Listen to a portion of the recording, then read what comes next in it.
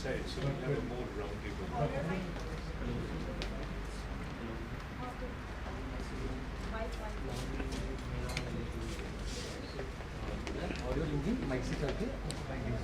Follow mic, sir.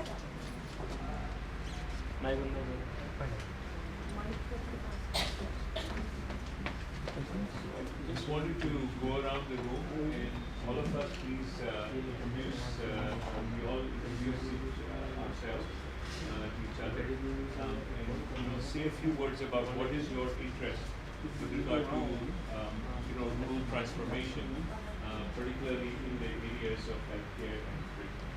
So I'll just start. My name is Dr. Anand, Kanwaljeet Anand. My nickname is Sunny, so everybody calls me Sunny. I got my medical degree from Indore, MGA Medical College in Indore. I was a Rhodes Scholar at Oxford and did a postdoc at Harvard Medical School. Now I'm at Stanford University as a professor of pediatrics. So I'm also the co-chair for this conference, which has been we've organized these conferences for the last 7 years. This is the 7th Ideal Village Conference. So we wanted to have an informal sharing of ideas.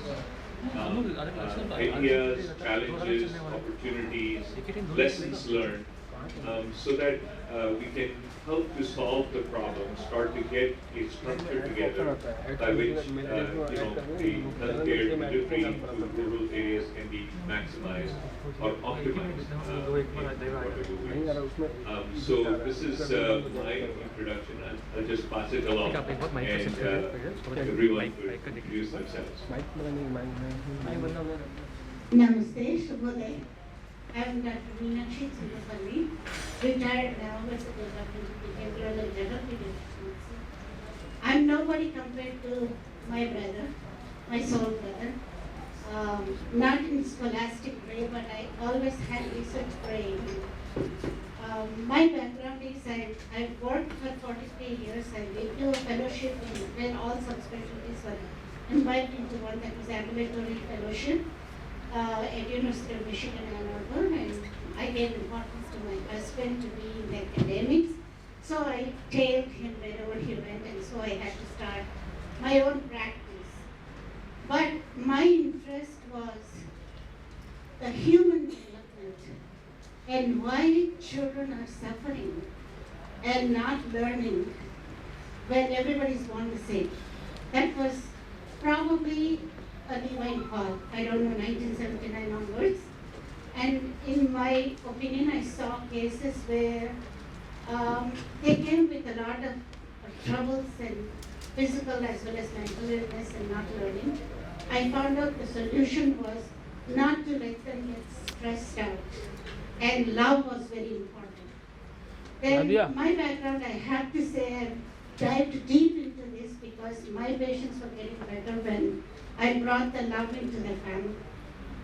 And somehow Sai Baba put me up. He nurtured my thinking. And then there was a slew of literature on how the behaviors change when we change the parents. So we are spending tons of money trying to fix a problem, whether it is a heart, whether it is a blood pressure, whether it is a diabetes, whether it is some disturbances in the GI, and mental and physical disorders. Then now we have evidence-based research that an infant connects with the world for the first time with a bunch of cells at the birth, 333 grams of brain, becomes 2 kilograms brain by 2 years. And this is because of their experiences from the proximal environment. And if anything threatened them, they withdraw, and these senses did not come. So that was my specialty. So I worked on, and I wrote 3 books, and I found solutions for autism, worst, and also physical health improve in asthma and others. So I think we are investing money where we cannot fix the problems, and trying to spend a lot of money. But my introduction is, as a participant in this one with the grace and bestowed upon this opportunity by my soul brother, is to prevent it. Whether it is village or urbanization, we need to get to the core of the population, okay? So that is my introduction. I'm nobody in the academics. I was somebody in practical approach of this mission and a vision. Thank you.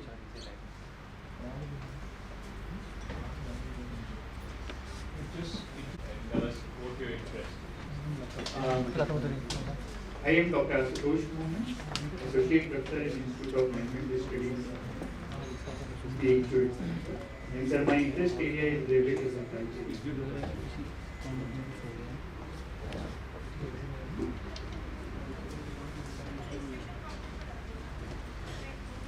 Hi everyone, my name is Om Prakash Chowdhury. I'm alumni of University. So it's privilege to be here. We started a software company sold into, and afterwards I decided not to work anymore and decided something to do with the society. So has it ever happened to you that you are completely inundated with the data and you're not sure why people are not doing anything? So we studied a lot of, we went to a lot of villages, I'm from villages myself, and we saw that rural women especially children, 23 million girls leave out their school because of menstruation period. So we started a program called Sanvini as part of Noble ESR organization. And 3rd of March 2022, we first installed in one of the pilot villages. By yesterday, it's live in 217 villages. So I would like to learn from this seminar and conference and try to understand what other initiatives are in place. Thank you. In S.A.I Sarala Memorial Hospital, which is a hospital in one of the rural districts of Karnataka. It's built in the vision of Bhagwan Sri Satyasai Baba, and it's a totally free hospital. We don't even charge a penny to any of our patients. It's a 300-bedded hospital, and it's growing into a medical college in the next session. And our institute organization will be providing free medical education also, which will be the first of its kind in India. So we are looking forward to it, and we being in a rural setup, we thought it would be really wonderful to exchange ideas in this platform. Thank you very much. Good morning everyone. I am Dr. Panindra. I am representing the same hospital, Sri Satyasai Sarala Memorial Hospital from Karnataka. I coordinate the outreach programs for this hospital, and I am specialized into public health. So we reach out to about 1,000 patients in a week, and about 500 pregnant mothers in a week, and about 200 young children in a week. And most of our activities happen in remotest villages. Though the hospital itself is located in a village, but there are more remote villages. So we go and conduct camps in more remote villages and bring patients for treatment in this hospital. And in these villages, people don't even know that they have to get treated for it. For example, if they have a lump or a cancer, they think it is just an age-related thing and they have to die with it. So we try to educate the masses there. And children don't know that they have to take bath daily, because his grandfather, his father, everyone took bath once a week. They think that is the norm all over the world. So we teach children what is norm, what is hygiene.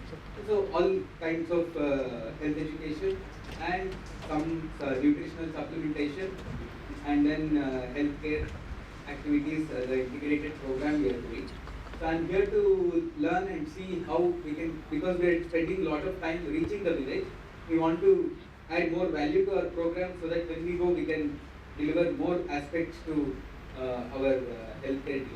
Like it could be a technology, or it could be some livelihood, it could be on nutrition or healthcare or education, or we even do kind of career counseling when required.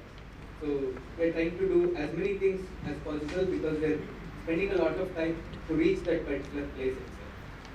Thank you. Hi, my name is Anand here. Thank you, Kanwaljeet, for giving us an opportunity to present about Annapurna. We are presenting Annapurna Trust, and most of you would have come to this session after having a breakfast. So we work on the breakfast side of it. We provide typically for school-going children morning breakfast. Could be a simple milk, banana, biscuits, or health nutritious drinks, or a proper cooked breakfast. Because the idea is the child who comes to the school should not have a hungry stomach, and we want to address that part of the very important stage of a child. Because if he has something in his stomach, then the idea of learning the concepts increases. So that's something which we started about 10 years back. I have my colleague over here, Sai. So today we serve for about 10 lakh children across 23 states and 4 union territories. And we are here to learn a lot and also look for more collaborations, more inspiration, more people to join us in this mission. And the technical for us, once we go back, we want to start something more in UP itself, especially in Varanasi also. So we look forward for students to help us to make this happen. Thank you. Thank you. Respected Saniji, ladies and gentlemen, good morning. Very happy to be here, coming to Bangalore, and my name is Sai Prasad. I'm the trustee and the CFO of Annapurna here, and it's been a great experience for the last 10 years providing morning nutrition at rural school-going children. And we've been doing this, and it's been a lot of good experience, and we also like to hear how people across India are trying to do different things at the rural side to make a difference in various areas. So we are in the area of nutrition security, and we are looking for anything that we can collaborate to really we are in the business of building the nation, like all of us. So we're happy to be here. Thank you very much. Bye-bye. I'm Sri Rana. I'm part of Annapurna breakfast program. The main mission is building nation through nutrition. We have undergone a journey for the past 10 years where we have grown in our scale and reach. So our main idea is to take back ideas from this conference, learn how we can adopt many ideas in rural background where we work with the rural children. Good morning, everyone. My name is and I'm a research scholar here in Faculty of Management Studies PhD. My research area is marketing, especially corporate social responsibility and coordination. Good morning, everyone. My name is Siddika Fatima, and I am a junior research fellow at Banaras Hindu University. And my research area includes consumer behavior. Consumer behavior.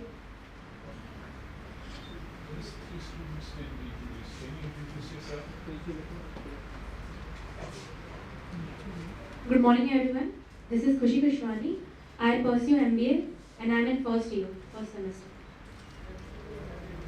Good morning, everyone. I'm Vidhi Somani. I'm a student of Institute of Management Studies and enrolled for Masters in Business Administration, International Business with Finance Specialization. Thank you. Good morning, everyone. My name is Pavel Zain, and I am the first year of MBA IB batch, PhD.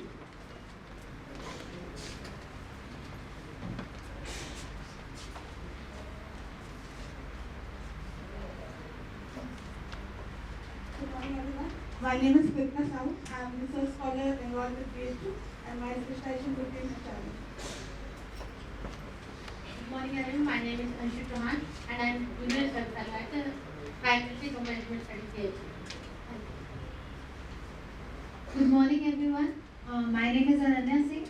I'm first year MBA post graduation I'm doing in FMS BHU, and today the session is on sustainability and livelihood, and I want to really learn about it, like how we can implement it in rural areas, because there are 900 million mobile users, and today we can transform lives with mobile.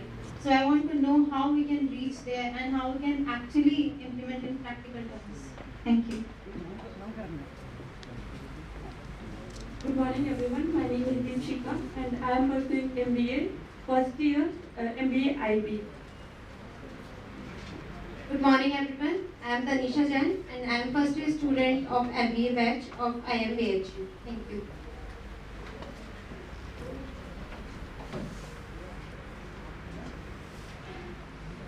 Good morning everyone, myself Saurabh Chand and I am a student of IMBHU and I am pursuing MBA in International Business as Marketing Specialization and currently I am a second year student.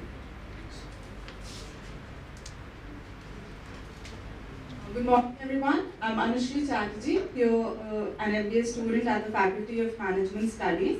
I've been associated with the Rising World Foundation Indore and S.A.I. I volunteered for them for a few months and we used to work on the menstrual health of sex workers in Mumbai. So I'd like to brainstorm upon the ideas and know more about the healthcare industry and how things work on a ground level today. Thank you. Good morning everyone. My name is Anchal Khattar and I am from the media side of media. We are the media partner with Ideal Village.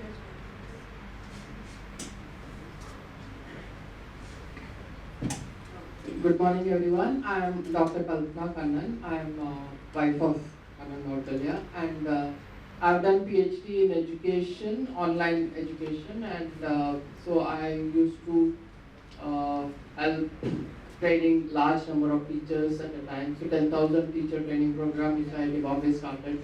So I was managing that and I was also doing the massive open online courses of I did. Thank you. Good morning everyone. I'm here more as an observer. I'm actually on the education track, but there is some connection. I'll just briefly tell. We have developed a method called spoken tutorial, using that for IT training, and we trained 70 lakh students in the last 10 years.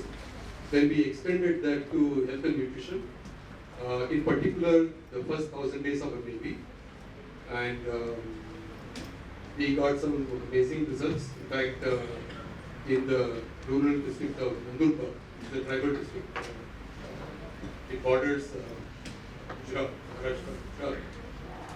The district collector has acknowledged that mothers who breastfed their babies using and they were trained by health workers, were trained by our method. The weight gain was 4 to 8 times the normal weight gain. And so now it is being offered in many places. In fact, happy to say that we even signed an MOU with Sajid sir. It is going to be used there. In fact, it is many districts are contacting us, more than 10. In fact, there was a mention of menstrual health. So we are looking at various other health things also. So ours is just a method to help people, very simple way, easy ways. That's all. There is no rocket science at all. Make things simple. That's it. So I'm happy to be here. More as a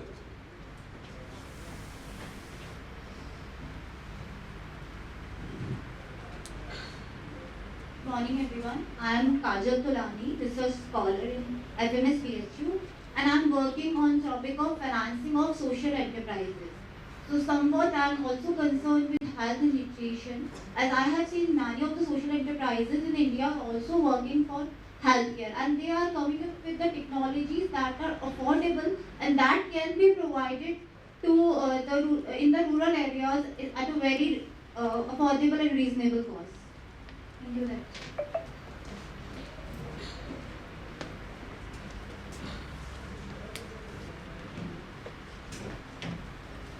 I have लोगों से पूछना चाहता हूँ क्या मैं हिंदी में बात कर सकता हूँ? धन्यवाद। सभी को सुप्रभात। मुझे रणविजय राय कहते हैं। मैं बीटेक के कल्चर में पढ़ा हूँ, फिर MBA marketing and financial systems management से डुअल स्पेशलाइजेशन मणिपुर यूनिवर्सिटी से किया हूँ। फिर यहाँ FMS BHU से मैं PhD किया हूँ। मेरा टॉपिक था contract practices at tractor manufacturing organisation, और फिलहाल मैं ट्रैक्टर इंडस्ट्री में भी काम किया हूँ। फिलहाल मैं योग को फार्म कर रहा हूँ गाजीपुर डिस्ट्रिक्ट में, और मुझे लग रहा है कि ये कॉन्फ्रेंस मुझे कुछ हेल्प करेगा, इसलिए मैं यहाँ बीच में आया हूँ। धन्यवाद।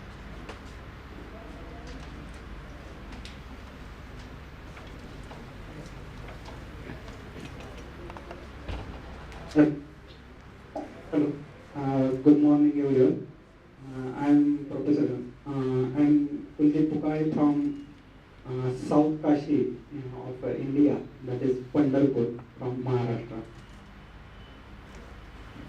Good morning, everyone. Pursuing BTech. Thank you.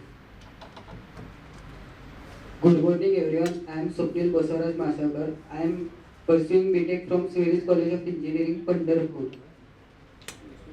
Good morning, everyone. Myself, Nikhil Pawar. I am pursuing BTech final year from S.A.I College of Engineering, Pandharpur.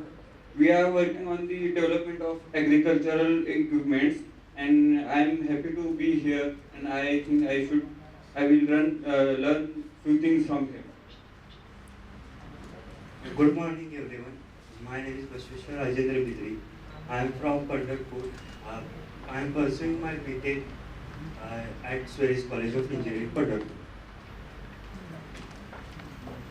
Good morning, everyone. I am Omkar Thakar, pursuing BTech from the stream of Mechanical Engineering. We are glad we are here to hear some ideas from you. You are a very experienced person. In these 3 days, we are gonna take some your views or ideas from you. Thanks. Good morning, call. Myself, Yash Katmure. I am from Pandharpur. I am pursuing my BTech in Pandharpur. Good morning, everyone. Myself, Pramod Tanaji Avadekar, and I am from S.A.I College of Engineering, Pandharpur. Now I am pursuing in last year mechanical engineering, and next few days I try to learn something new related to rural transformation and other things. Thank you.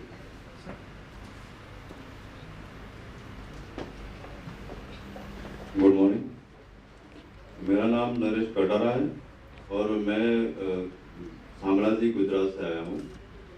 और शामलाजी में मैं एक सरपंच रहा हूँ, और उसके बाद मेरा NGO है छायड़ो करके, और छायड़ो में मैं प्रकृति, संस्कृति और मानवता के लिए काम करता हूँ।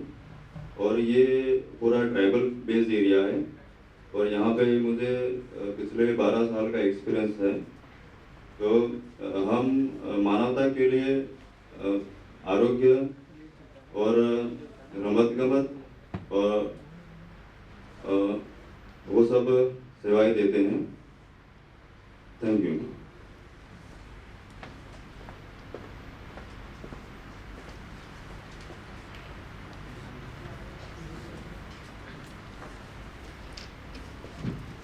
So I thank you all for introducing yourself. There may be a few more that are left. I just wanted to take this opportunity to let people who thought this is livelihood, sustainable livelihood session, that is in the conference hall. So this is for healthcare and nutrition. And I'm amazed we have such a phenomenal range of interests and backgrounds in this room. I think there are a few themes that have come along. One is early development, and Dr. Chintapalli gave a preview of her area of expert. The other is the role of nutrition.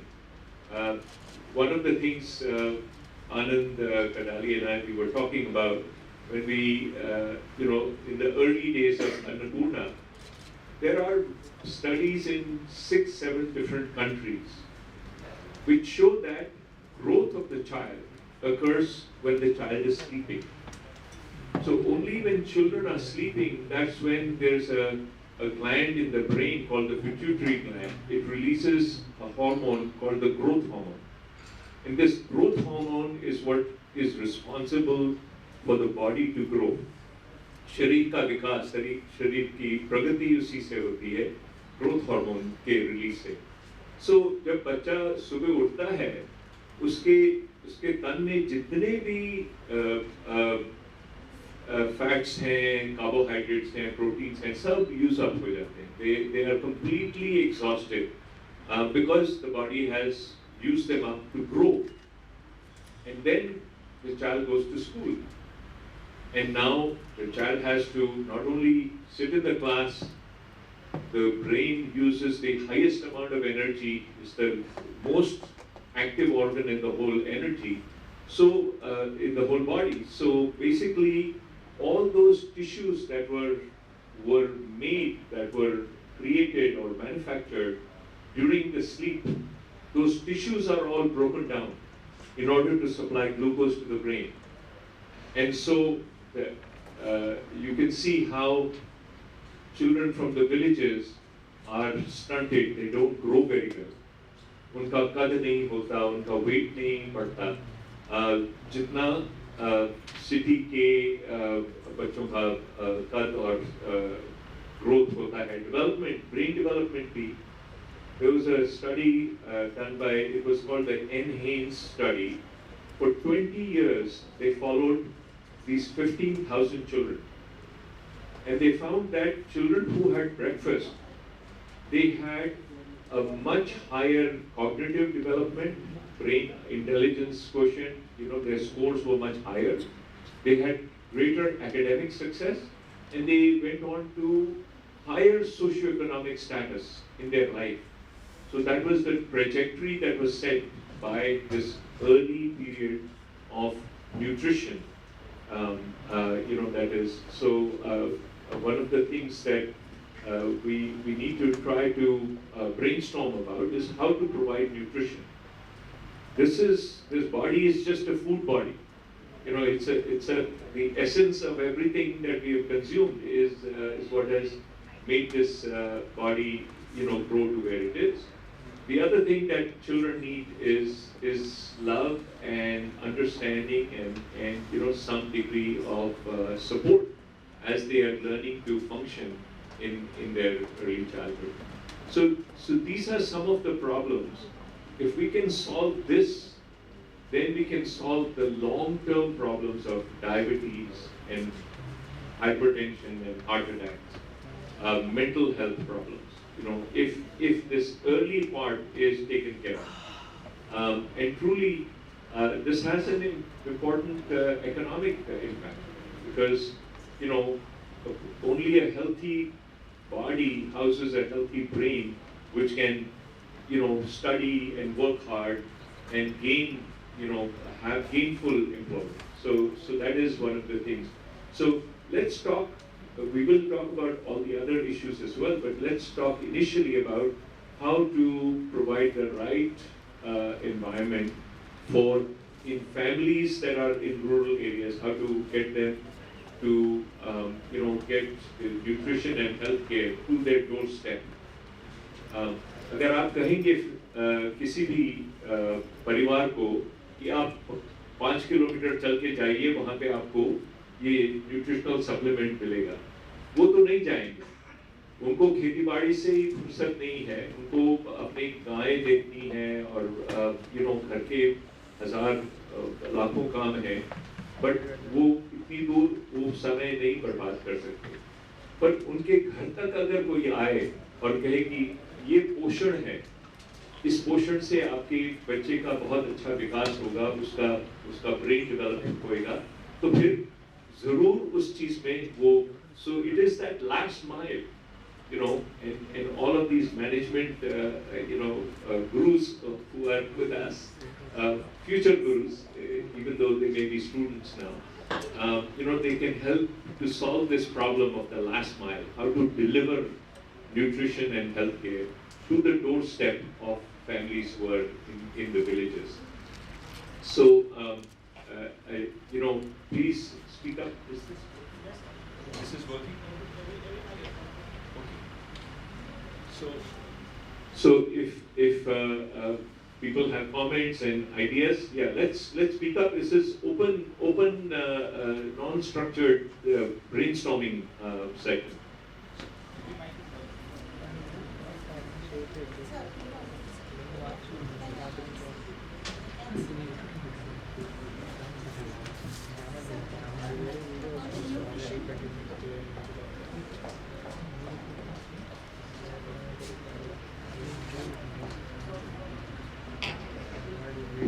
Namaste.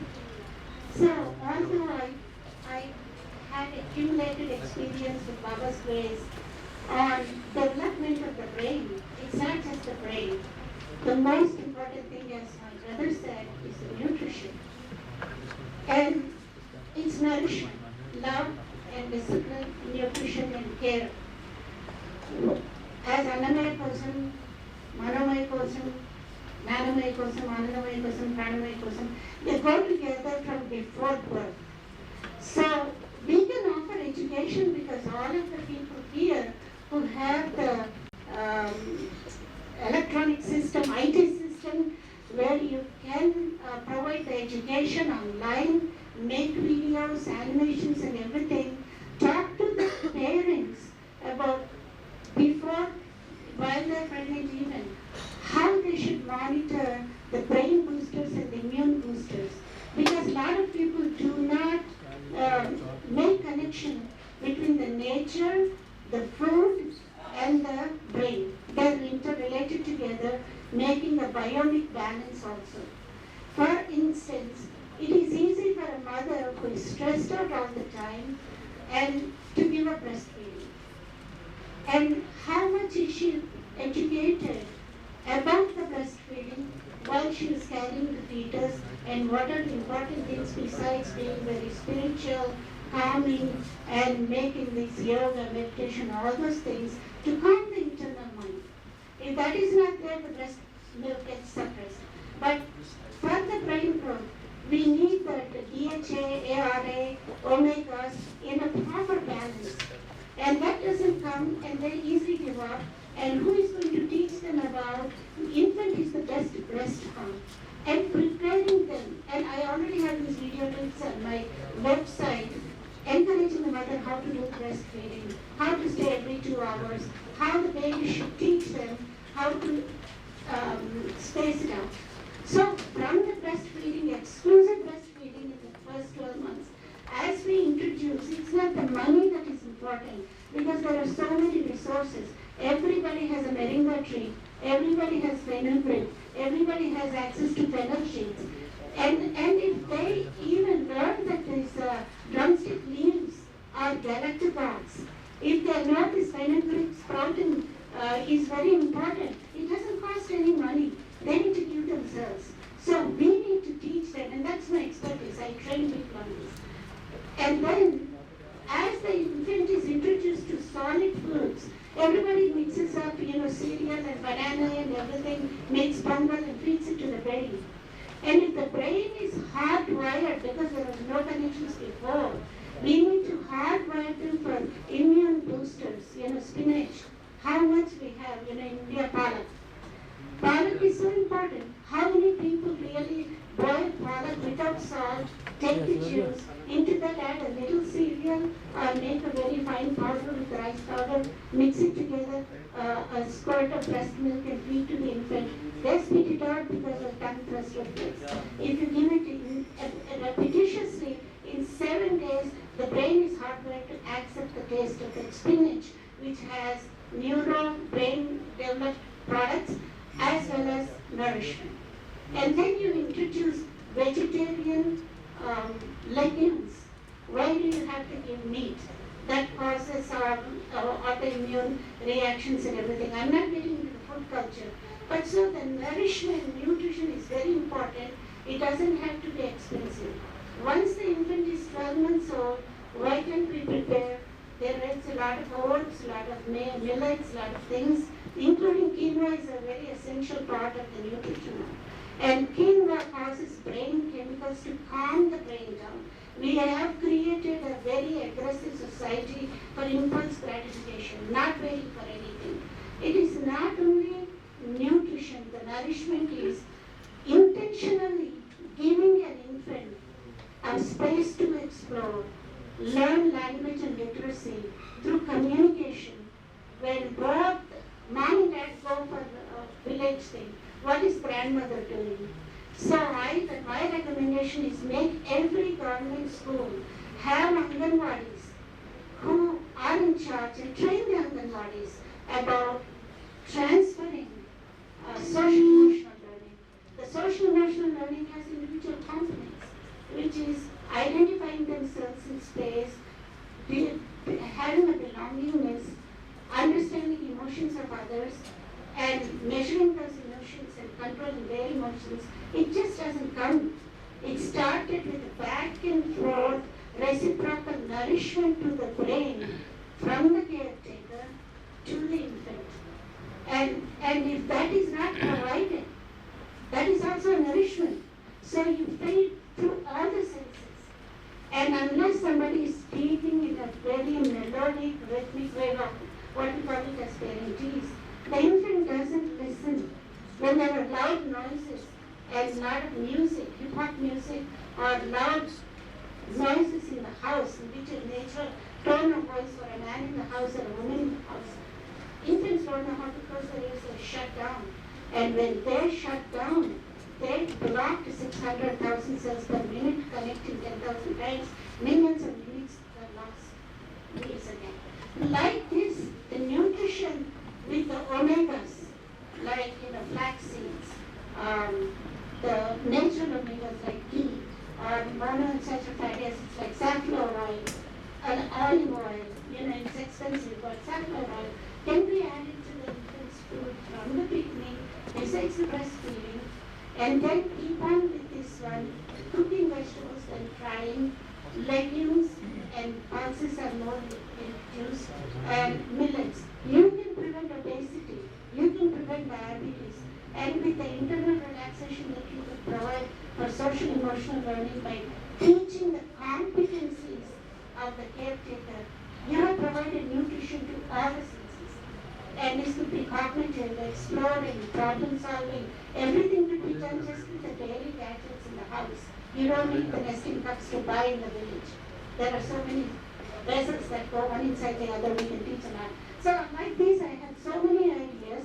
0 to 3, if you create a hardwiring of networks to eat right, talk right, feel right, self-confidence, along with the nutrition. This nutrition, nourishment to all the senses system. That's where I stopped because my husband is bothering me. I can't take it too much time. But this is what I'm here for. I can offer these online courses, which is 21 hours, where the training of the trainer, how to give language and acquisition. What are the competencies of the caregiver? There are only 2 factors. We now know nutritional epigenetics, environmental epigenetics, which is what I'm talking about, determines whether the senses are going to receive the information or not, besides the nutrition, and how we should really balance xanthins, mesoxanthins, omegas, antioxidants, immune boosters, through herbs that we have naturally we have forgotten our Ayurvedic, and you can prevent infections during the physiological immunodeficiency. So I'm so enthused about it. If we all connect together, I'll be a volunteer to give every day 1 hour train-the-trainer program.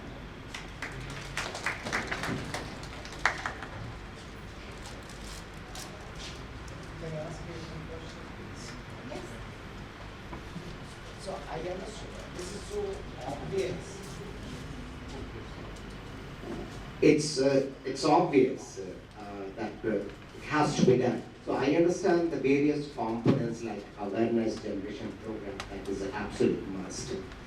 And I also understand that affordability and accessibility of those nutrients to the villages, and also I understand. My question is, how would you do fulfillment in the sense, the coaching, the training, this has happened, and the confidence has been generated, how would you make it fulfilled to the villages? That's why we need to have, the government has a RDPS program or something where they go and pick up people who have disabilities.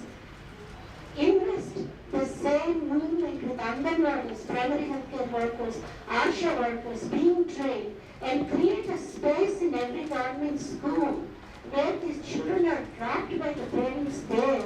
And it is not the money, you're already investing on these Anganwadis. Utilize it appropriately, so we train those Anganwadis at a beginner's level. For instance, I have 3 books, that describes the same thing. I have created a manual where I have given milestones checklist, milestones that can be translated into every language, give an activity for each developmental trajectory and subdomains. Like language has communication. For an infant, you don't need, the infant communicates very well, but it is the adult who is not receiving that communication. My expertise is teaching these Anganwadis how to look into the cues of that communication, which are verbal and non-verbal, and translate it into being able to express later on in life. And develop receptive language without blocking it, so expression becomes a natural process for an infant. They learn. And we also know from the scientific data that if you teach a native language from the beginning, the discriminating the native language starts by 5 months. So if you're a Hindi speaker, you speak Hindi, second language is English, and one person speaks one language. These babies who are learning more languages intentionally are much smarter than the others. So breastfeeding is natural. Even we know that because of breastfeed, the babies are fine. They get crushed out once they are not getting enough nutrition by 6 to 9 months of age. We need to start that by educating how to use their resources right there and to prevent lead or any other toxicity. Teach them how to do the herbs, the spinach and all these green vegetables from their ground, raised bed farming. And that can be done right from your neighborhood. You don't need much resources. If you grow small beans, the beans, not cocoa or anything, but cauliflower, carrots, there's so many things that are available. So that can be really initiated, the raised bed farming, teaching them. The sustainability is repetitiously giving lectures to these people, training them, getting the feedback where there is a deficiency, guiding them. So you have a basic level ASHA workers, Anganwadis. You have an intermediate level primary healthcare worker. You have educators like Dr. Iyer who can give a higher level of education to these people who needs repetitious training. Create a web-based videos and teaching and these materials available free of cost so they can really look at them because computers are available in villages.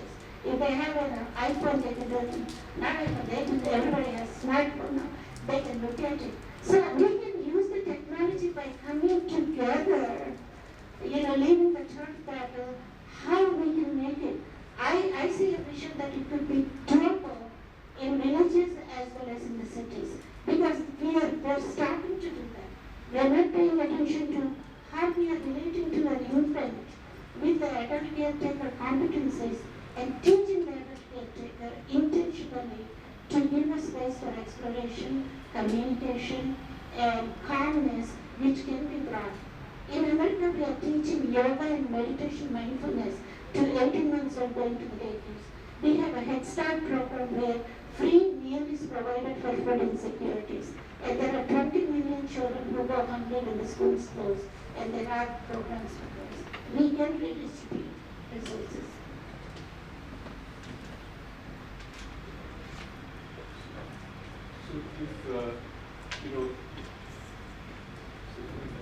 So if the website is created and all of these videos are available, is there some way that this can be this knowledge can be transferred to in within every village there are few people who are influencers. हर एक गांव में कोई ना कोई है जिसकी बात अमूमन हर कोई सुनता है. और if we can get this knowledge to this, because it is critical.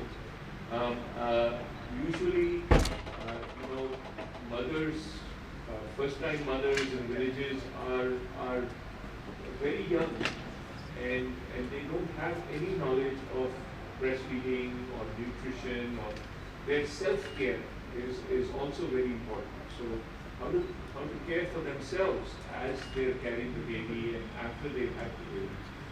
All of those things. Even young parents, how the baby's brain is very active. It's making 100,000 connections per second. Just imagine 100,000 connections every second in a baby's brain. So babies are much smarter than what we think. We have lost our ability to interpret. What is the baby trying to communicate? Because we are stuck with just verbal things. So बच्चे को कैसे समझना है ये parents को सिखाना पड़ेगा. Parents को सीखना पड़ेगा कि ये कैसे हम बच्चे के जो सिग्नल्स हैं उसको कैसे इंटरप्रेट करें, उसको कैसे एक्शन में लें. सो ये एक प्रॉब्लम है. और दूसरा है साथ ही न्यूट्रिशन कि कैसे ब्रेस्ट फीडिंग से फिंगर फूड्स और दूसरे सीरियल्स कैसे इंट्रोड्यूस करना. But then it goes on to older childhood. अभी क्या होता है, बच्चे को टैबलेट पकड़ा दिया या टीवी के सामने रख दो, it shuts the brain down. जो 10,000 कनेक्शंस पर सेकंड होने चाहिए थे वो फिर 200-300 कनेक्शंस पर सेकंड होते हैं. बिकॉज सब कुछ स्क्रीन पे आ गया, साउंड भी है, लाइट भी है, सब कुछ है. बच्चे को इमेजिन करना का कोई मोटिवेशन ही नहीं है, कोई उसको चाह ही नहीं है कि मैं कुछ अपने दिमाग से काम लूँ. So that is not the solution. Solution is interactive. अभी यहाँ वाराणसी में I saw yesterday there is an institute of sensory integration. All of these children who have attention deficit and autism and all that, they are coming to this institute just to integrate the senses. How is sound connected with light, connected with smell and taste and touch? These things won't happen if you put a child in front of a TV screen. But you talk to the child, you touch the child, all of those connections, that sensory integration happens.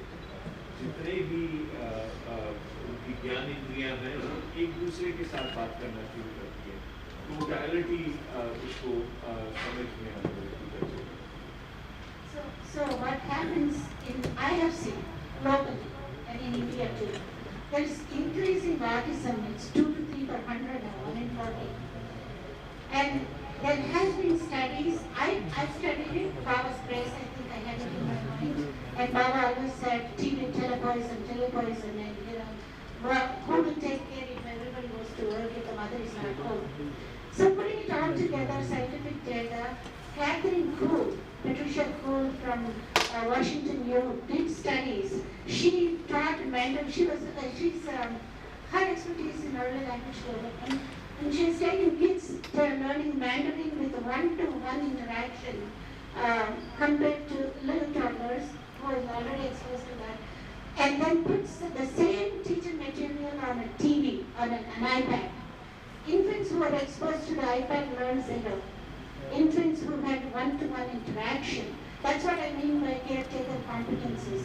It is always in a state of internal relaxation of the caretaker who is not going to be vexed when the infant cries. That is important. The love is important. The nurture is important. When there is a one-to-one interaction, that's when the brain learns. And the brain learning is completed 90% by 3 years. That's one of the reasons I am very grateful to my brother to give me this opportunity. I pray to all of you that we are trying to give the sensory integration when the brain has already lost the capacity to create networks after 5 years of age. 100% of the brain primary baby connections have happened by 90% by 3 years, 100% by 5 years. And on that weak gaps, we are trying to do others. Brain is valuable, you can accomplish it. What you can accomplish in 7 days, under 3 years, it takes 6 months to 2 years, and that's one of the results. You don't have excellent results, you can reverse. If you catch early signs of autism, when infant is not looking at the caretaker between 1 month to 3 months to find out why it is happening, what is the social determinant there that is happening, how you can teach the mother where it is going wrong. What happens with the electronics is when the brain really connects these cells, 250,000 cells per minute, when there is acceptance of sensory information, forms a wire just like this wire is connected to the electricity, from outside to inside. That capacity is exclusive experience expected in the first 3 years of life. We know as doctors, when you have lazy eye, if you don't correct it before 12 months to 15 months, it leads to permanent blindness. Why? Because it lost its capacity to see in a fuzzy eye. Same thing happens with the phonemic discrimination. If you don't introduce the language you want to learn from the beginning, multiple languages, one speaker with one tone and pitch of voice, one language, the baby cannot learn all the languages. It doesn't cause confusion, but there are certain creation principles and laws. In the same way, everything can be put into the baby's brain to not to touch bad food, not to shout at others, not to control, to be angry and make choices. That means a part of the sensory association and integration that happens before 3 years ago. So when we are trying only to look at the developmental milestones, which goes from eye movement, then the hands, then the reaching, then the creeping, then the crawling, then the standing. We are only looking at the motor development, height, weight, and biometrics. What is happening in a brain that had active emotional brain from the beginning? It is already very set.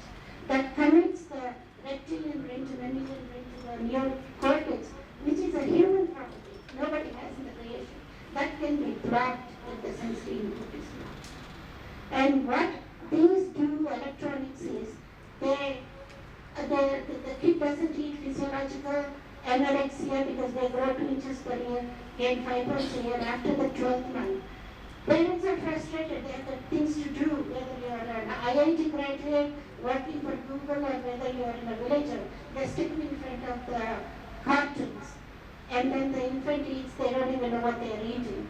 They are not even imbibing the nourishment from them. And that is causing shutting down and not making that wire from listening to the temporal lobe to this brain, where expressive language has to come from prenatal cortex. That's why America's here. That's why we have this dot. Our saints knew that millions of years ago. But the science has to explain it. And the scientific world is now going to Vedic tradition of yoga, meditation, mindfulness being taught to a kid. If the infant is screaming, we need to find out why they're screaming. Cuddle them, hold them, and if they come them, they're bored, they want mommy, they're hungry, their diaper change it. But have the patience.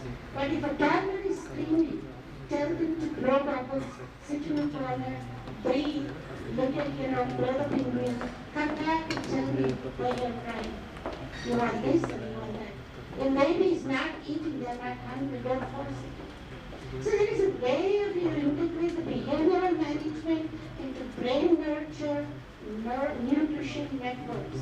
And if you don't feed these omegas, the brain-derived neurotropic factor, which causes this arborization of the nerves, doesn't happen. Unless somebody sits down and tells this mother, which is easily available through the greens and through a little black seeds powder here and there, it doesn't happen. So we are not making it happen because we are caught in getting things done. That's all. So that's my expertise. I can offer it to all of you who are involved with the service. And so we go one stage by one stage. I just wanted to move on. We talked a lot about early development, and so move on about healthcare to the older children and nutrition. So can you talk about your challenges? What are the biggest challenges in getting nutrition to school-going children?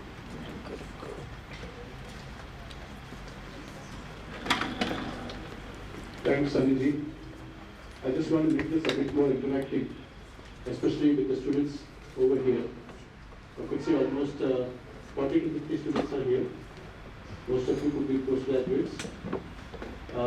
Let me just change the pace of discussions to make it more interactive with all of you.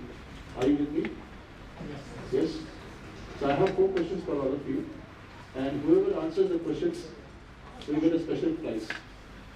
Because that's the better way to get a response. Are you with me on that? And should be a genuine, honest answer. My first question to anybody over here. Once you get up in the morning, okay, let's say for some time, at your home, your mother is not there, and you are hungry, what do? Assume that in this house, there are only boys. Girls are not there, because girls know how to prepare, so we don't need to ask them, right? So let's assume a family, mother, father, 2 sons. Mother has gone to a temple, and both the children and the father are hungry. What do? Anybody can answer, please be honest over here. Sir, what I do, sir, actually I wait for my mother to come and cook. If she can come in hour or hour. What if you're very hungry? Yes, sir. If very hungry, then some father say go and get something from outside. Let's have it. Very good, very good. Thanks for answering this question. Why I'm asking this question is, this is exactly the state of affairs of every school-going child. If I've seen, even for me or you, when we were going to college, our father used to put 10 rupees in our pocket. Today it could be 100 rupees in our pocket, correct? We should be grateful to our parents, correct? Because they know my child is going somewhere outside. What if he wants to eat something? What can I give to him? And we call it as pocket money. So this is exactly what happens for a child also who is going to a school. I don't know how many of you have seen a government school. I'm sure some of you would have seen it. There is always one outlet which is there right outside the school. You know, this typical sweet kind of outlets will be there. You know, kurkure, you know, kind of food which is given to the child. So the child has the 40 coin in his pocket. Okay, the child has something to actually have a good food. But the problem is, you know, he is tempted to have kurkure. He is tempted to have chips. He is tempted to have something which is not a good food. I wouldn't say it's not a good food, but at least for his health, it's not a good food. So that's my first question. So thanks for answering that. My second question is, I'll tell you why I'm asking these questions at the last, to make it more easily mapped. See, all of us are, you know, stationed over here, and most of us have a good nutritious breakfast, right? Let's assume all of you came to this session without a breakfast. Let's assume for whatever reason all of you came to this place without a breakfast. And then, for sure, by 10 o'clock or 10:30, 11 o'clock, you definitely would like to have something to have, right? What do you have? What is a typical thing which you have at a time where you skip your breakfast, and at 10 o'clock and 11 o'clock, you are really hungry. And then you're in the class. You can't come out, you can't have a proper thing. You have the class which contains tea, right? You might find something very simple to eat, simple to get some glass of tea. I mean, doctors are here. I don't know, is it a good thing to have tea as a morning nutrition? All of you know it, right? Because what happens is, if you are having tea, okay, I mean, doctor, we have a doctor here actually, I will ask him to speak also about what kind of nutritious things we need to have. So what we are doing is, we are having food which is not only causing something which deteriorates our health, but we are also becoming a liability to the nation. You might be thinking, how can a tea become a liability to a nation? See, tomorrow if we continue having food like this, at the age of 30, 35, let's say if you are kind of not able to become a, what do you say, a product of Indian nation, to give back to the society, whatever is it, could be business, could be social sector, could be anything. Instead, if you are finding yourself in a hospital, is it a liability or not? So is it not the responsibility of all of us to have proper food? People come and say, you're always a foodie. Let it be, no problem. You're having good food. Get up in the morning, have a nice food. Who's stopping you? Take another 4 chapatis. Because you are becoming more and more healthier. Otherwise, by end of the day, by 6 o'clock, all of us are down. We don't even have, energy to even get back. Right? Because you will be having a tea in the morning. That's right. Absolutely, yes. Yes. So my third question is very interesting, especially for girls over here. Most of you, I have to tell you something very important at this point of time. A girl child at the age of 10 or 11 has to be very, very, very, very careful about her health. Because it's not about her anymore. It's not about the mother or father or the brother or the sister anymore. It's about her and also the future girl or a boy who comes out of her. Could be 10 years down the lane. So here, my question to generally the ladies over here is, especially if you are during the menstruation period, most of the people, I know most of the people, including my mother and my wife also, they avoid taking food. I just want to ask our girls over here, what is it that many people do not have food at that particular time? Why is it stopping them? I mean, you can be open away because this is an open forum. Anybody can answer this question. Or you can even challenge me if I am wrong in that part. Some families, it's traditional that everybody in the house will eat. Why that? Superstition or yes. It's a sort of thing that True. the lady will be fed at the last. Correct. I want to get the answers from the students over here because they'll be so that we can interact with them much better.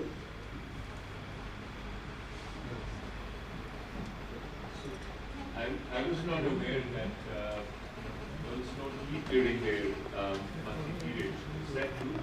It's there much in the villages, sir. Very much in the villages. Up to now, yes, Absolutely, absolutely. Because of the stomach ache. They say if I eat something, if I drink something, stomach aches come. But actually, that's the part of our transition of the body. You cannot change it. And my fourth question, which ma'am actually indirectly put this point, is like my dear brother was telling that let's assume mother is there at your home now. Okay? Your father is there, you are there, your brother is also there.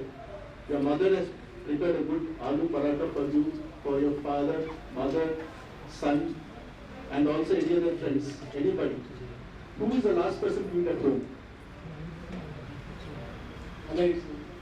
That's the thing, that's the beauty of culture. That the person who prepares the food is the person to be the last one to eat it. Right? And mothers, out of everything, we should have gratitude. I always want all of you to think about your mothers right now. Please close your eyes, think about your mothers. Because if they have not taken care of you, you wouldn't have been sitting over here. Now let me connect all the 4 questions straight back to what I want to tell. The first part is, when I asked that many children go to school with a 5 rupee coin to have something which is not nutritious. That's the first. The second part which I mentioned is about when you are in the college and you are not having the proper food. Okay. There is no difference. The boy who is there in the school or the student who is in the college, there is no difference. For him it is 5 rupees and for you it is 10 rupees, but you don't have time to eat. And the same boy doesn't have time to eat. Right? And third point, which is specifically related to the ladies, where they have to have the good food, unfortunately they're not able to have it. And the fourth point is, we neglect our mothers. When we ever go back and ask our mother, Amma, why are you first feeding me? First you eat it. You need to first eat before you feed us.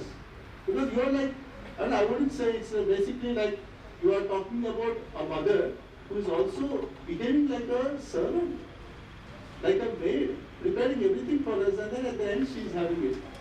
See, all these 4 points boil down to one point, is anybody who's in this forum listening should have nutritious food at the right time. If it is 8:30 or 9 o'clock or 9:30, at that time you should finish off your breakfast.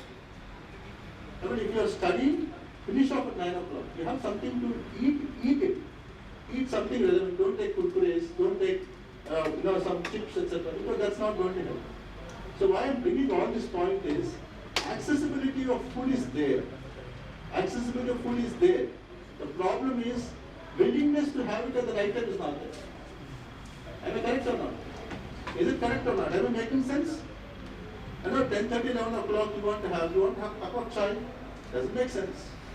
These are the things which we are seeing in the rural villages. You go to see, right next to the farmer's place, wheat is there. Right next to rice is there. Right next to dal is there. Food is there. Food is absolutely there. But the problem is the farmers are actually selling it out to the outside world. And they are actually starving. So what can we do? If all of you really want to make a difference, my only honest observation and suggestion is, please, please, please, just think about one virtual child. If you can feed him good nutritious food, that's enough. We're in a forum over here, we think about one child. I know one child, a maid's son, I want to ensure that he gets good food. Take care of him. That is one way you can do nation building. And I made a questionnaire to ensure that we're all having a very interactive session. I look forward to see if you have any questions forward, and we can take it forward. But in the meantime, I also want Mr. Rajdeep Ji to actually speak about the nutritious food which you speak about and anything more related to the growing child. Thank you. There's a question over there. Sir, actually, I don't have a question, but I have certain points in my mind which I want to tell over here. Sir, like, I am a marketing student, sir.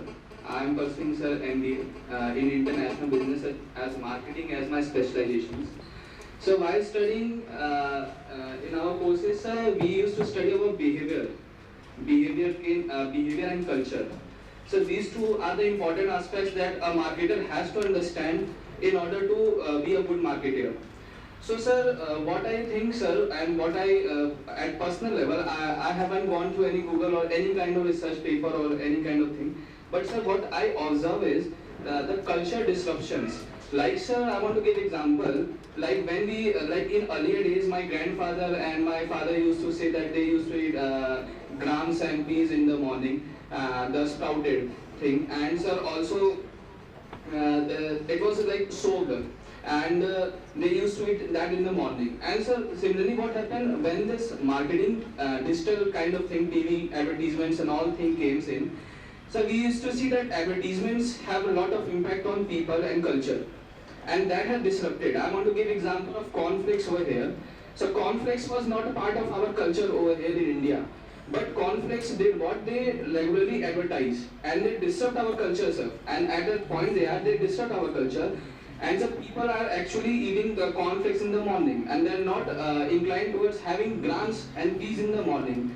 Okay, so this is what, sir, the culture disruption is the main thing which I think is the main problem that we should change. Instead, like sir, and also sir, it's like about of how like sir, we see an example of kurkure, like an advertisement came on the television, kurkure, have 5 rupees kurkure. So if a child is having 5 rupees, so he will definitely go for a kurkure, not for grams and peas, because he is not having any knowledge about it, what it can do, and also it is not going to taste better to him.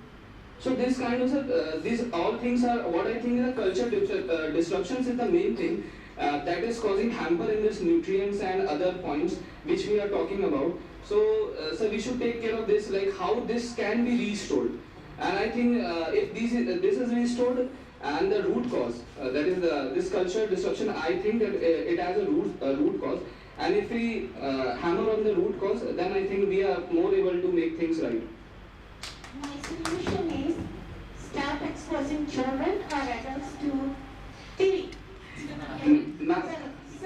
So we will go back to eating idli or idli that is made even with quinoa for diabetics and dosas which are homemade. And my question to this doctor who asked the first question, what was the father doing when the kids are hungry? Why should women do that? Why couldn't he cook a little oatmeal or steam canoe or anything? And why should a child go home or go to school with money in the pocket? If you have the same money, buy something at home that is healthy, a fruit, pomegranate, or a pear or an apple, spend it for that. Papaya is an excellent fruit. Why not, papaya is easily available in villages. We are talking about village nourishment also. Resources are there. We are deviated, and I really congratulate this young man who is doing MBA in marketing, who is thinking about we need to go back to our original culture. We need to stop imitating and become a singer. We need to be our own. And I think I survived COVID giving recipes about how to use ginger and turmeric and adrak and peppercorns and everything to make a tea. What we call as kashayam. We used to make from our grandmothers who made kashayam. But kashayam really cures. It has immune component there. It stimulates the T cells and others as well as causes anti-inflammatory properties. So one more point I want to add what I was saying. So second I want to point is convenience. The convenience is the thing that has also caused disruption so much. So because if I'm getting late to go somewhere and if my mother is unable to cook something, so ready-made foods are available. So she's like, okay, bring Maggie and let's cook it, and it is at home. So the convenience is also the point that people are not we can say that they feel more convenient to do these things rather than doing what was the right. So the convenience is also the reason. Change has to occur. The natural cooking process, it only takes 20 minutes to cook an Indian vegetarian meal. It doesn't take minutes. We can use pressure cooker.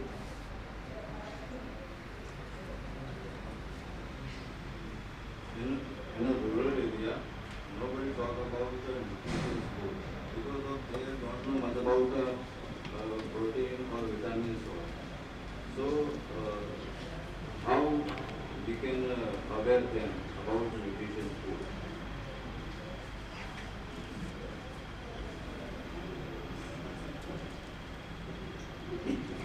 So we are having a discussion on food. So few aspects of food which I feel is quite important is the food definitely should be nutritious. So like a balanced diet it should be. But along with that the food should be very palatable, tasty. It should be culturally acceptable food and very practical, as you mentioned, that why did Maggi become such a hit? Because it was a 2 minutes noodles and time matters. So we have to take all this into consideration and then only we can do something about it. In this fast time world, we need to get something which is prepared very fast. That's why processed foods are a big hit, though they are not very healthy for us. So we have to make something which is balanced, something which is nutritious, which is easily acceptable, culturally acceptable, and as you mentioned that the cultures keep changing. Maggi was never there before, but then it became a revolution. It went to schools and there were Maggi clubs and everybody loved Maggi. So somehow if we can go back to our roots and reintroduce foods which were a good source of nutrition in the past, we have to slowly go back there.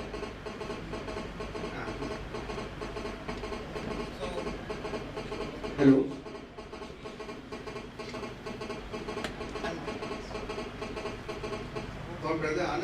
also a big tea fan. I love my tea. I think tea is culturally very acceptable. So people won't be happy if we say something against tea. Okay, we should increase our number of teas, but still we love our tea. North India, everyone loves chai. Thank you. We talked about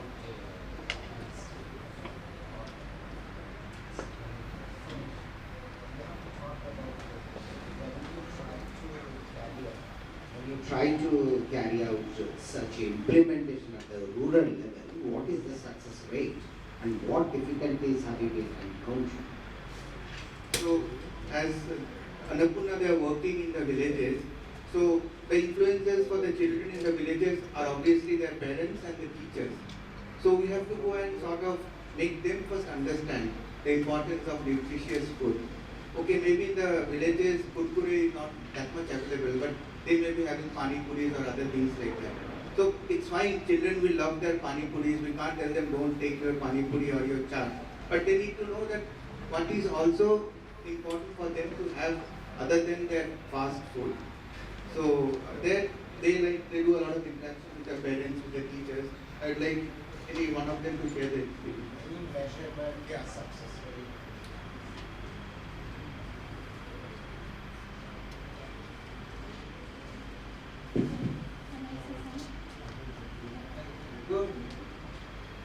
So, in all due respect for the timing and so on, Baba gave me an opportunity to work in the Chintapalli General Hospital, 1996 to 2005.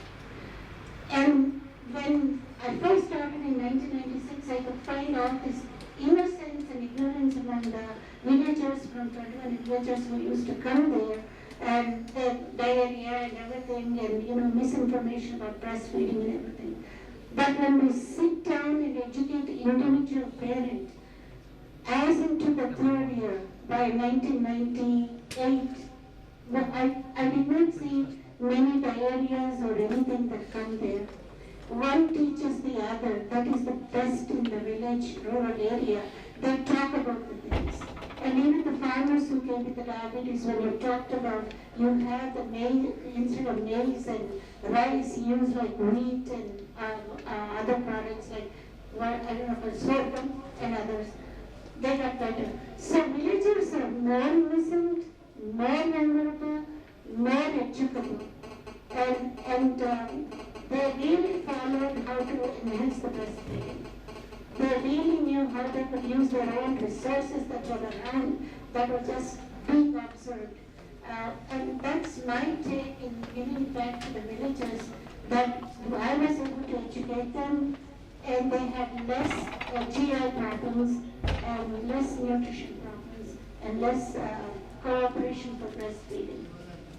I'd just like to share one experience working in a rural village. So, how the mindsets change. So there was one guy who came from the village. He was having some lifestyle disease. He was having diabetes and other things. So he was advised to take ragi, which is available in South India. And the moment we told him that you can take ragi instead of the white rice you are taking, he became very upset. He said, "Do you think I am such a poor guy? I have acres of land." So that mindset change where ragi from a nutritious food, it became a poor man's diet. And then we had to make him understand that no, it's not about the rich and the poor, it's good for your health. So there are the mental blocks are there which we need to work on. Just an example. And in continuation with the story he said, I have the other version of the ragi. When I told about ragi to some patient, he says, I can't afford ragi. Because in my state, Karnataka, the government has started a subsidiary program under PDS where they give rice for every person freely. So they get rice free of cost, and the farmer was eating ragi all through his life. Suddenly shifted over to rice because it was a matter of pride for him to shift over to rice. And now if I ask him to shift back to ragi, he finds it economically not viable option to shift back to ragi because rice is for free of cost. So this is another problem where at government level, when something is, some policy decisions are made for political gains, the huge stake of health is at stake. Then, because there is a lot of management students here, I think some of you are from supply chain management, some of you are from international business. So, the marketing also, tomorrow when you are in top positions in marketing, please think, socially, is this marketing going to be useful to the society? I think that one little thought can really make a difference, because there were a couple of discussions that were happening about the 5 rupee coin, the pocket money thing. So, a 5 rupee can give me a good 50-gram lace packet, which is looking very attractive, colorful, available in 4-5 flavors, options, and tasty. And it is made of, trans fat free kind of labels are put. And it's not the fat which is a problem, but the carbohydrate is a problem which we don't, we have been cheated like that. Not just the layman, the doctors are being cheated. Many of these doctors are saying fat free, okay, you can eat. And the carbohydrate is the problem. The fat that we eat is not the fat that is in the blood. Carbohydrates become triglycerides, they become the fat in the blood. But the fat that we eat comes out just like that. So these are some confusions that have been created even in the medical, fraternity.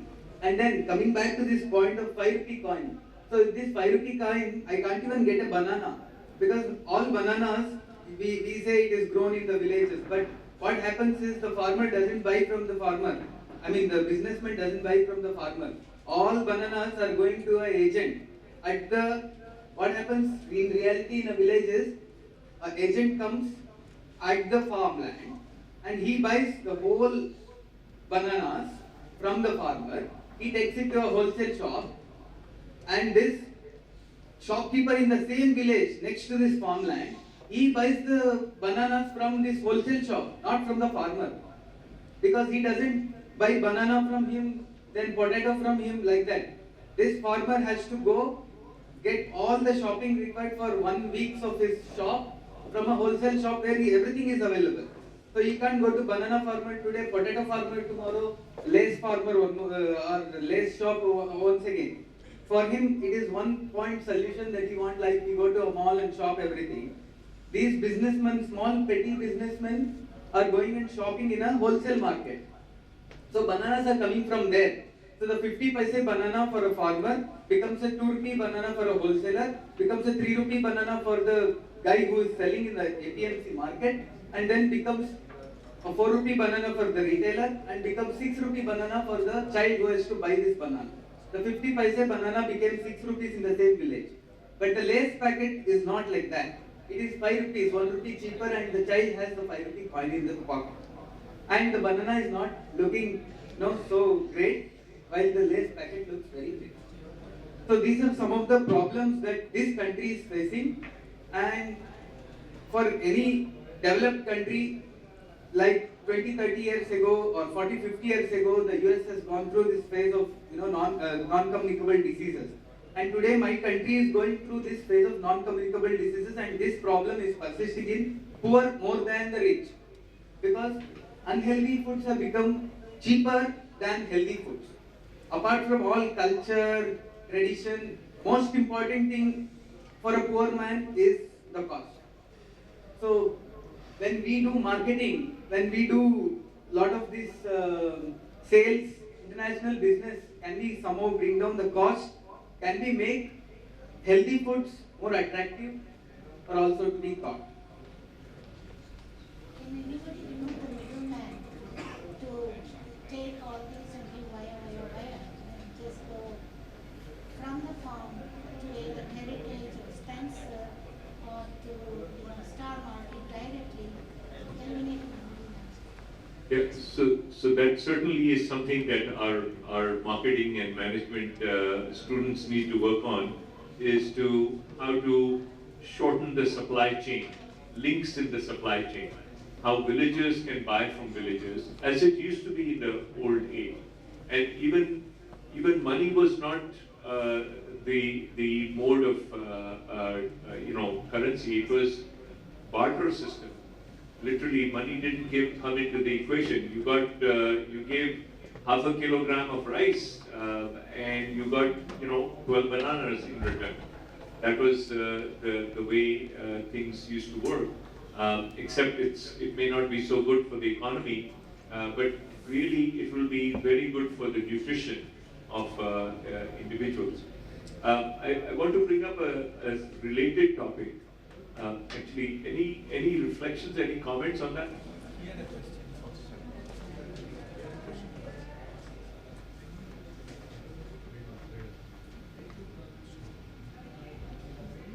Yeah, the question. The question was, when you were executing this at the village level, what is the result which you see over a period of time? Sure. And what problems you encountered?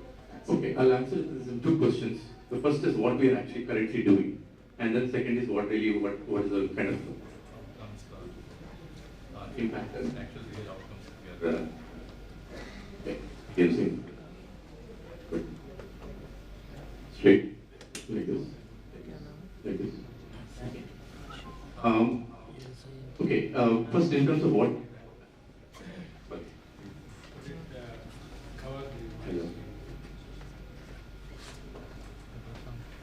Okay. All right, that's fine. Let's keep going. So, in terms of what we are doing, we are providing free morning nutrition for needy school-going children, typically those attending rural government schools across India. And how we are doing, when we talk about morning nutrition, we have it about 3 or 4 different ways. Number one, he was talking about ragi and java. It's a very nice intervention because we provide the ragi sankati, that's what we call the ragi java, the finger millet wholesome thing. It has a very good nutritious profile, the right kind of calcium and phosphorus and so on, and with a little bit of jaggery. So it's the sweetness is there, and children really like it. If you got the taste right and you got the adoption right among the children, then you got the nutrition right. I think that's really all there is when it comes to school-going children and nutrition. So there is a completeness of profile that is ragi. That's number one. The second is we have our own nutritional supplement called S.A.I, and S.A.I is a multi-nutrient supplement presented with milk. In many governments, they provide milk, and then we fortify with a very tasty and nutritious S.A.I. It is a multi-nutrient, which means vitamins and minerals, rich kind of a nutrient supplement. And the third mode is we have a plain cooked breakfast. This is usually working where the kitchen infrastructure is a little more sophisticated in the government schools that we operate. So that's where we kind of provide the dry rations, and we encourage the cooks to do the cooking, and then we provide this thing. And the fourth module is where the infrastructure is not very sophisticated. We provide the basic, like bananas or some nutritious cookies or something like that. At least something that will keep the hunger at bay till the midday meal is taken and so on. So these are the 3 or 4 ways in which we, this is what we call the morning nutritional intervention. And it has been working very well. So coming very straight to your point, there have been, this was a very small intervention, but it has multiple ripple effects that we have seen on the ground. I would say probably about 7 or 8, we can start counting.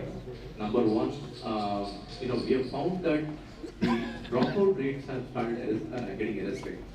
The minute that we see that there is something that's really coming in the children, people have started less and less leaving the school.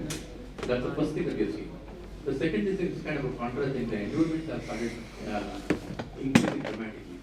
The minute we say that the friendly neighborhood school, hey, these people have started a morning nutrition intervention, the word goes around and enrollments start improving. I mean, it's a very it's kind of a beautiful thing, because even we saw it after the COVID, when we wanted children to start attending the school, the principals and the HMs and the staff told us, the minute you start doing it, the word goes around and enrollment starts increasing dramatically. So that's our second point. The third point is very interestingly the punctuality of the children. have started improving. Why? Because a lot of times people come to the school because of the midday meal, frankly speaking. And what is the purpose of going to school when you're coming here is only because you're coming for a midday meal? That's the unfortunate part. But now, by the time the teachers are coming to school, the children are here, teacher, we are here, and of course you know why. And so that kind of a punctuality is really coming. And this leads to the next point, which is really the rise in the level of motivation among the teachers, because they were very helpless, because children were coming with an empty stomach and they knew that they couldn't do anything. The children would come for the first period, they'll hold on, the second period they start deteriorating very fast. It didn't really make sense, they knew what was going on. But now that this has started, everybody is happy because the child is fed, the staff are also fed, they also have the HMs. Everybody is, they're nicely having this nice nutrition, and then they're starting their work. So that it's an overall good vibes that have been built in the schools. That is something that we have been hearing from the staff and the parents and everybody involved. And then of course the natural product is really what Sandeep was talking about, is the mental focus. Mental focus is definitely there when you are starting to, and teachers have seen it, that they are able to see things better and so on. And the next product is really the academic performance has started growing, and this is a lot of good feedback that we've been getting. And then comes what is most obvious, which is the health parameter. So it's a rather non-intuitive that there are so many other force multipliers, right? But health profiles is definitely the most important. The minute you start doing it, within about 3 months, the growth, the parameters, weight, height, and mid-arm circumference, and in certain cases, HB, wherever we measure, those also start growing up. By the time you get to about 3 to 6 months, the parameters become normal and steady. Contingent upon continued intervention, the parameters stay normal and so on. That's how we observe it. And finally, the last 1 or 2 points I would say is really something that has not been measured, is really something that the teachers are seeing is IQ. The IQ, the intelligence of the child, and that kind of correlates to what Sandeep was also. So overall, I would say what this small morning nutrition intervention is giving rise to is a whole lot of beautiful multiplier effect, and we are actually delivering a healthy and productive to the nation, and that's directly hitting to our nation's GDP, economy, health, good wife, everything that you would really think about. So I think there are multiple outcomes that we are continuously trying to measure, but we are getting a lot of unsolicited positive feedback from all of these stakeholders in ongoing questions. Hope that answers your question. Thank you. That's good. I'll explain you the challenges, because till now we are talking about, this is basically important for all the management graduates. This could be a good case study. Sir is spot on. What he asks is what are the challenges, so let me explain the challenges. So I have about 7 challenges. It's like 7 steps to Lord Balaji temple. Okay, I'll start with the first challenge.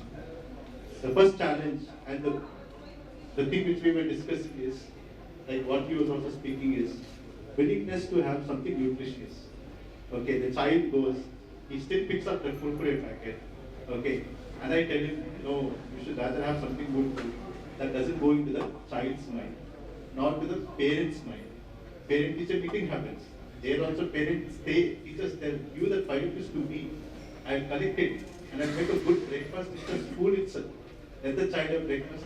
Parents don't understand. Child also says, no, I would prefer having a chocolate or a biscuit. So that's my first challenge. Okay, so the mindset is something, it's a cycle, it will take time. The second challenge is just not about parents. It's just not about teachers. It's just not about even children. The challenge is cooks. Somebody has to cook the food. Now, if my cook is not hygiene and she is using a utensil which is not clean, and what happens? Sai Prasad and we have to run and clean that place because the child will vomit. the first thing they'll complain is food. Annapurna Trust came, they gave some grains and some low quality grains they gave. Have you ever done the analysis why the food was stale, didn't prepare properly? So we cannot have answers for such questions. And we had at least 4 such instances. We ran and we stood over there. And children and parents were coming and saying, sir, what did you do to my children? You know, what kind of food you gave? He's vomiting. So let's accept the fact. You are saying you're doing good work, then you should also accept the fact that you should come forward for this. And we ran. Second challenge. The third challenge is, you spoke about the child, you spoke about the parent, you spoke about the book. The third challenge is the teacher. If the teacher is not willing, can you do this program? You can't do it, right? Because that is her ilaka, his ilaka. You are coming to my class. How can you do something for my children? I should be the signing authority. Why I'm saying this problem is, if that one teacher has a sympathetic mind, sympathy, and my children, somebody is coming, give me food. If that one sign-off happens, that sign-off happens, right, things will. If that sign-off doesn't happen, many times he goes, no, why we should do it? Why we are not poor. Who is told you to come and do breakfast? I mean, there is that mindset of the teachers. So I covered all the parts of it. Now the very important part for us, if you look at it, is today we are doing for one school. The problem is there's the next school which is right next there, and they come and say, hey, why don't you do it over there? Okay, we did the second school.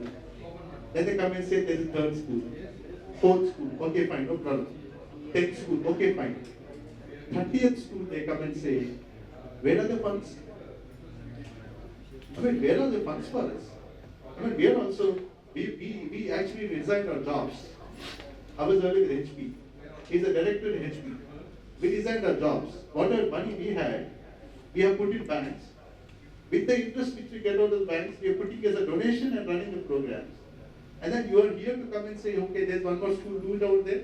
There's one more school. Okay, what are you doing? What you as a teacher are you doing?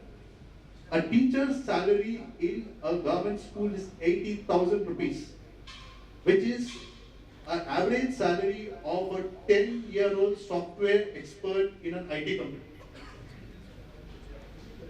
10 years experience, software IT expert salary is 8,000 and HM salary is 80,000. If I knew this, I would have tried for being a HM in one of the schools when I was starting my career. So you tell me, if the 80,000 rupees person cannot take 1,000 rupees out of his pocket for serving his own children, why should I move out from Bangalore, go all the way to some village and talk about nutrition and give all these things? Now this is my emotional challenge. It's not a physical challenge, or it's not a challenge about the people over. Emotional challenge. I am spending $1,000. You're not even willing to spend even 100 rupees. Because I get calls where they say, sir, gas is completed. Or cooks are complaining that we are not getting salaries. Okay, they're not getting it. Can't you just take it from your pocket? Am I doing it for my children? It's for your children. So the willingness of, inclusiveness to keep everybody, together and, let's work together is still not there in India. It's not there. In many places we see it. Now I know that the teacher gets that much salary, but he is not willing to take a part of it. But again, we have to do, that's the way, because we have to make a change. Somewhere somebody has to make a difference, so we are making the difference. If we thought, okay, we can't do it, we wouldn't have achieved 1 million children. And today we are not talking about 1 million children. Somebody else asked me in the morning, how many more children will we do? Continue doing it. Tomorrow it will be 2 million, it could be 10 million, it doesn't matter. As long as a child is getting a morning breakfast, we continue to do it. So this is my 5th problem. And the 6th problem, which is the most important for all of us, especially for the people sitting over here, is we are always in our own comfort zone. As long as you as a student decide to go out and once visit a village and a school and try to give a chocolate or a biscuit or anything on a birthday, you will not understand the gratitude you need to have for your parents. Because you have been taken care by your parents. But look at the children over there, they don't even have a proper bathroom. If I have to go for a nature call, I need to go back to my hotel and do it. So imagine these are the situations, and people like us, we are not joining hands. This is my challenge. We have to join hands. We don't have people. We just have got not more than 70 people. We want more and more people to join hands. And this is the reason why we are here. We don't take it as a one session where we are here to take a case study. No, should be a lifelong thing. Tomorrow you should adopt one school, whichever school it could be. You want to make a contribution of 20,000 or 50,000 rupees for that morning breakfast for that school, you have to do it. That's my responsibility back as a citizen of India. So these are the challenges. And I felt, because the question was very relevant, and since we were in this game for almost 10 years, so that's the reason why I took the opportunity to answer you back. Thank you very much. Sorry? Yeah, so very valid question. Again, we get the funds from corporate companies. We also talk to governments. They help us in some of the ad hoc expenses, and many of the individual contributors, and of course thanks to Sunny, we get a lot of support from US also. They have actually taken our case study in Stanford for the last 7 years.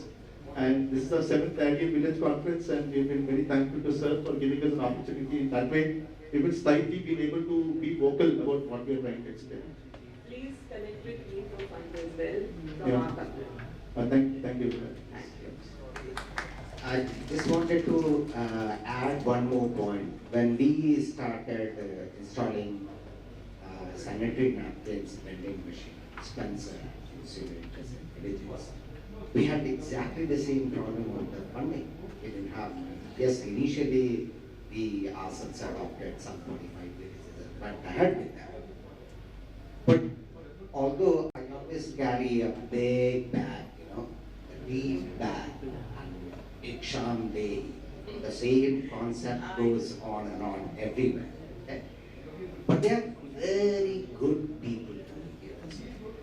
It's a matter of connecting with those people in the right institution.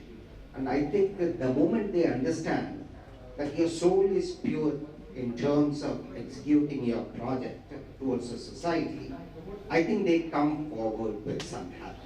So just keep doing. I did it, and I think 220 villages, 15 villages are live now. And I've got now funds from financial institutions to make it to 500. So I'll continue doing that. So please keep up the good work.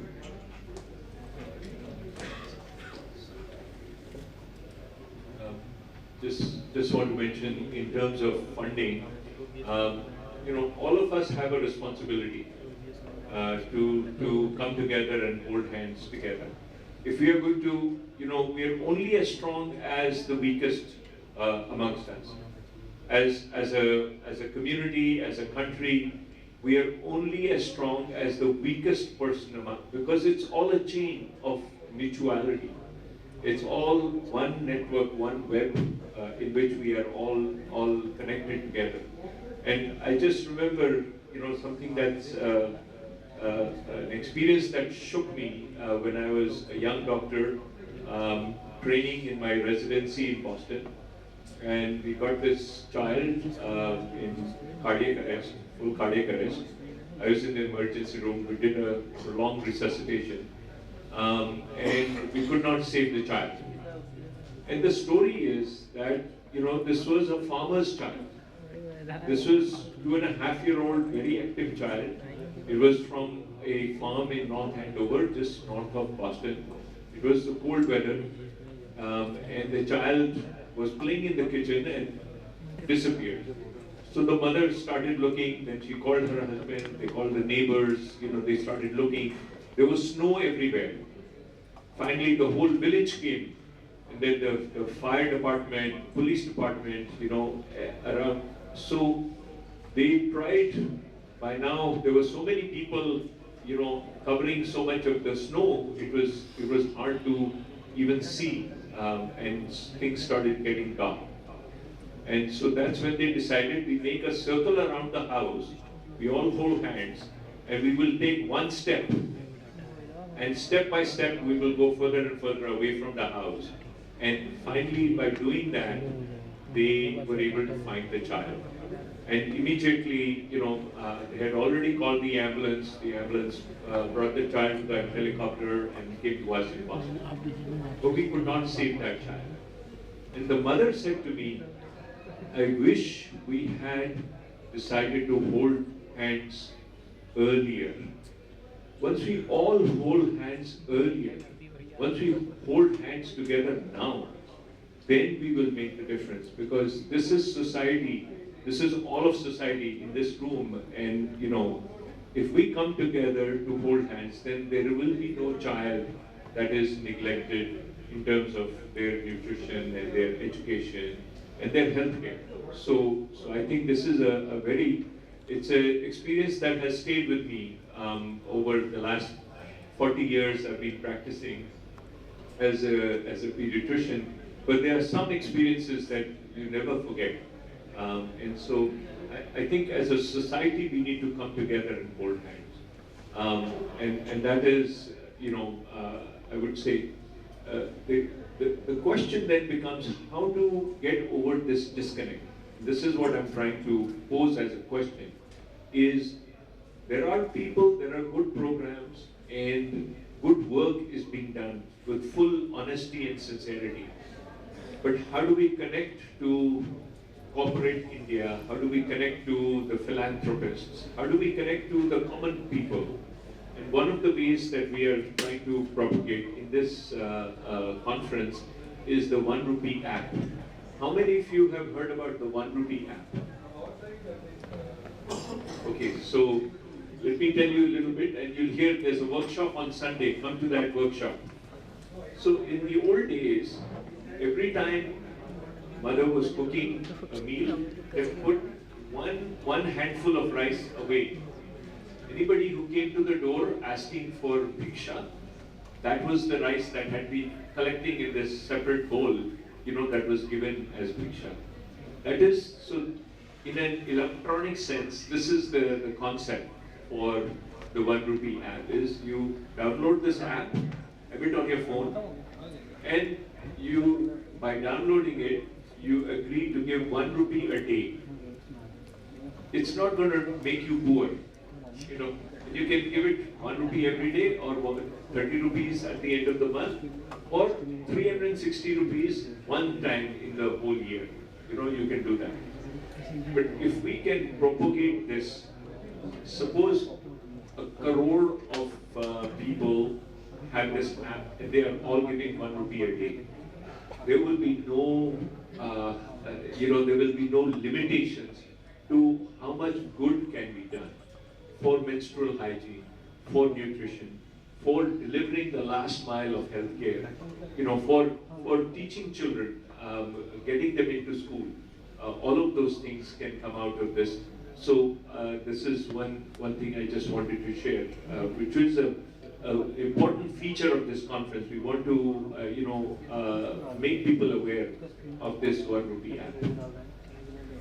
I would like to, I am reminded of one saying which used to be heard in earlier times, कि गांव में कोई आता था जब नया, सो पूरे गांव को बोला जाता था 1 रुपया और 1 ईंट दे दिया। तो बिजनेस करने के लिए उनके पास पूंजी आ गई और घर बनाने के लिए ईंटें आ गई। That's how it used to be. On a lighter note, he was talking about the Annapurna thing. So UP being the land of Lord Sri Krishna, we know as a young boy he was such a prankster, and his mother Yashoda used to get a lot of complaints. So the way she attracted him is, she wants to give him a lesson. She will show the butter and hide the stick behind and catch him. This model is like that. Just attract the child to school and you are building the nation through a good nutrition and education. So like everyone was discussing about the fundings and the problems and the problems in the funding, and that everyone needs to come together. And also, sir, in the middle of the session, sir, everyone was talking about the efficiencies of the that is the whatever the communication we are communicating with the people, the efficiency in that. So I want to add some points, sir. Like sir, in our marketing, sir, like as a student, sir, like storytelling is a feature which adds, which is like sir, if a person is communicated any information through a storytelling, he or she is able to apt more the information in his or her memory. So sir, storytelling concept should be used in narrating, in telling the information about the nutrient to students, or whether it is parents, students or teachers. It is something that which has lasting impression on our mind. Like from our childhood, we remember many stories that are told that was told us to us by our grandmas or grandfather or our mother parents. So storytelling is a feature that we can include it in educating the children and the parents. And so secondly, sir, when we are talking about the nutrients, so alternative way of cooking. That is, sir, what I want to give my home example. Like my mother is very well aware that I don't like grams and I don't like jaw bajra. Okay, so we are apt to eat wheat rotis at our home. So what my mother do? She took the gram, jaw, bajra, everything. She put them in the wheat and gave it to me to go and get it grind at the wheat shop. So I answer it is like, and I eat those that chapati daily. And sir, it is like whenever I eat them, sir, I'm unable to differentiate that it is a chapati or it is a multi-grain roti. So sir, certain these kinds of points need to be discovered, and we have to make a list of those points, and this needs to communicate to every household, not to children, sir. And sir, like when we if a company is manufacturing any toffee or any, we can say, fast food item, so they communicate basically to the parents, not to children, because children are not able to understand. They don't have the basic understanding to understand what actually the thing is being told to them. So the parent needs to be targeted more than the children's. So parent needs to so whatever the alternative way of cooking are there, parent needs to be told they have to be communicated in a very well manner and a storytelling way, so that they are able to understand that. In the rural area, we have seen that people generally remember things in the form of story. They say, "Arey wo yaad hai, ye hua tha." So a kind of story needs to be narrated to them, and in rural settlements, these are the most common thing which we need to seek for. So sir, I think sir, funding problem is that funding is not perpetual an option for this. Instead, educating people, that is parents who are there, and because if the parents are like who are there to educate the children, if our parents are able to understand, if they are able to get in the things what we are communicating, the children will automatically get that. That's all, sir. You said it right, because it is the individual factors, the biological unit of the society need to know what needs to be done. Being the deficiencies, and I have a question for all of you, because I am not connected with the politics. When the government knows that this has such a beneficial effects and they are able to pay $110,000 rupees to 80,000 rupees per instructor, why cannot they take it up as a national policy to give a meal program, and why can't this elite workers who are doing wonderful things talk to the government of India? Modi ji is very nice, Department of Education, bring about this as a national policy, along with promoting Anandwadis to take care of the children when both parents go to work, that they should form a center for early child development and take care of the nourishment to everything. And that would be the solution, as I perceive, in the whole world. Because that we are transforming the culture, and contributing to something is a voluntary act, and nobody is willing to volunteer beside their own self. So change the self. Change the self within the biological unit. And then it will be a domino effect, but government has to contribute by making this a policy. Same thing with a lot of things that needs to be a national policy. See, the thing is, I can tell you, the government's feedback, or at least what they tell.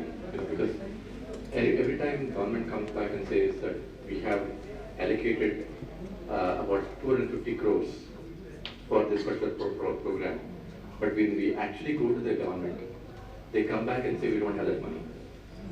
And you will say, why is that happening? And what really happens is that they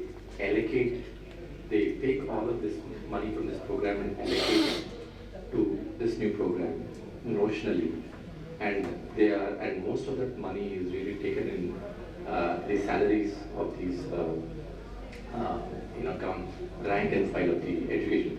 For example, when you look at the Ministry of Education, when we go to each of the state for funding, what they say is, they encourage you do a good job, keep doing it, but don't ask government for money.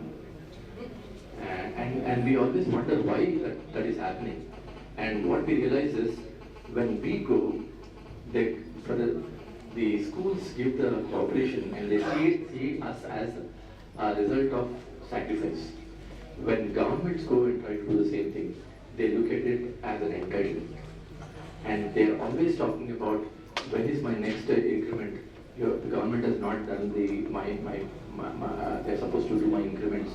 It's due for 1 year, 2 years, they're not done. So they get into a loop of these kinds of back and forth kind of negotiations.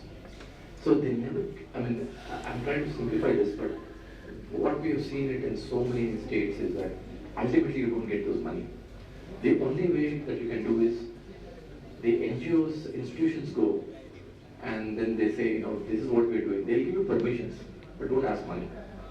And then we'll give you the permissions. So that's how we officialize any kind of interventions. And then the corporates, individuals come in and say, okay, there's a government program happening with, say, an Annapurna or a government, and to that we will support.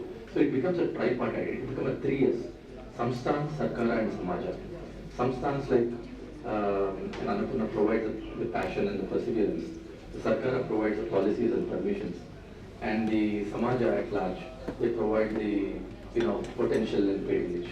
So the 3 years provides a 3P.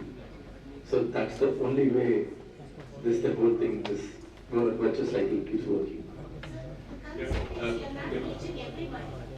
Can I just mention that it has become part of the national education policy.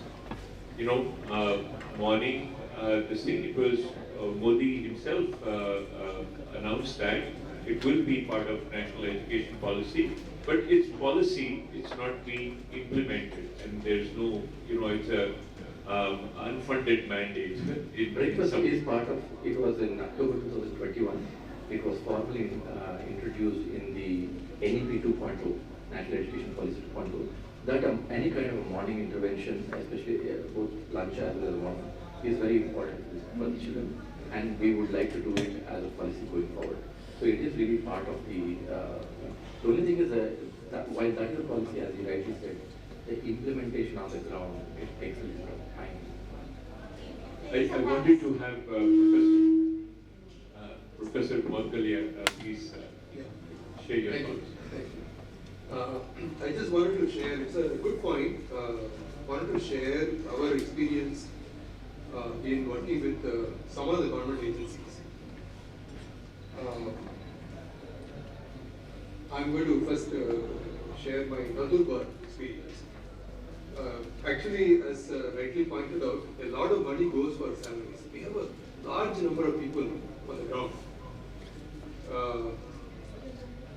Some of them actually pointed out when the district magistrate sent a letter of appreciation. They said that's the first time ever in their life they received a letter of appreciation.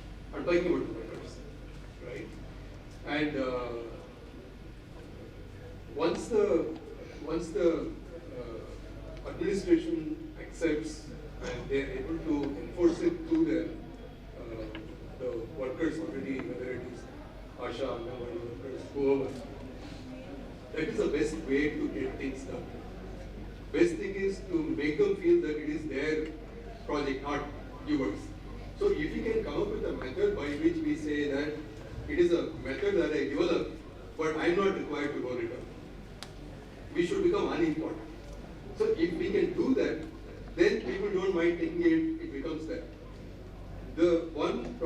that we are still grappling with how to scale this. We came up with some numbers for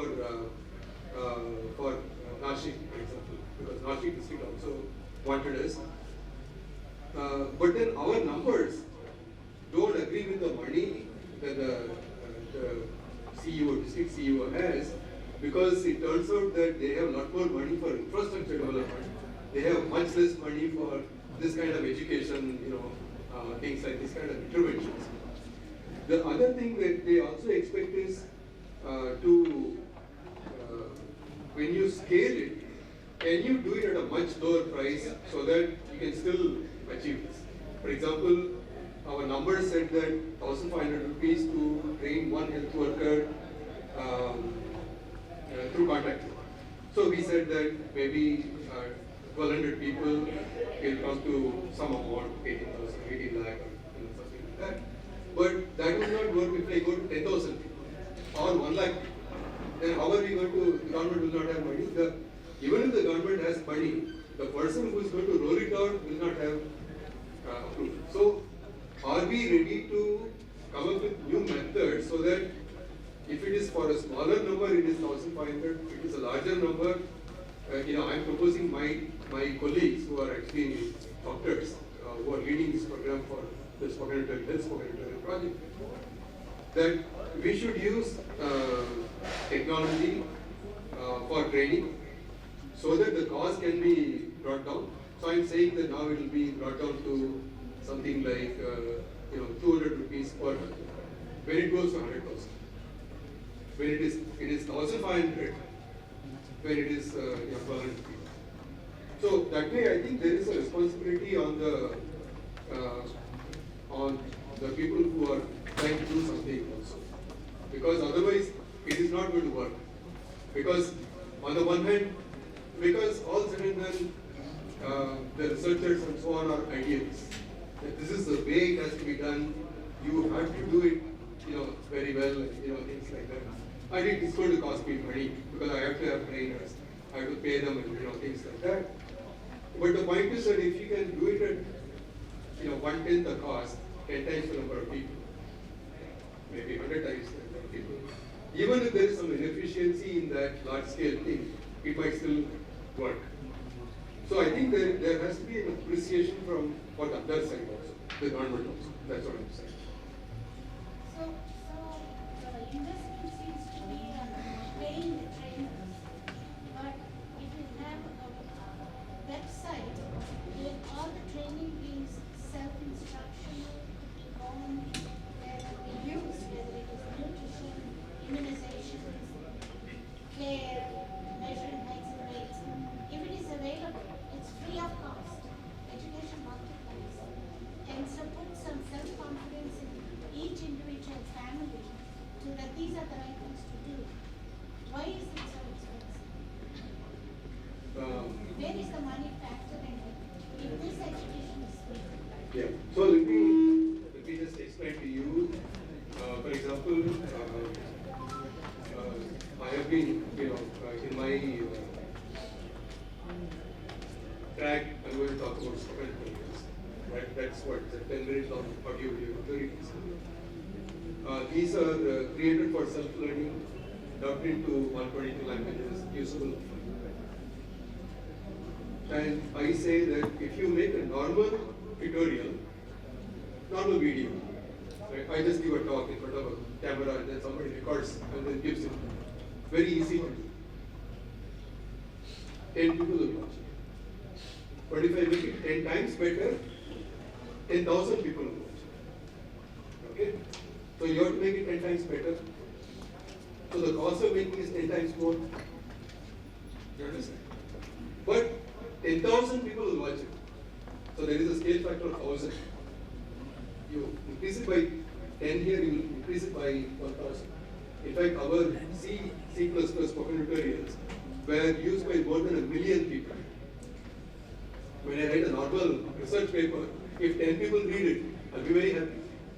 That's why I told this 24-year-old Ashwini Patil, MSc Computer Science, Mumbai University, who created these tutorials. she used to complain when I said, make the tutorials 10 times better. She'd say, why? Why should I do this? Why should I do this? Why should I do this?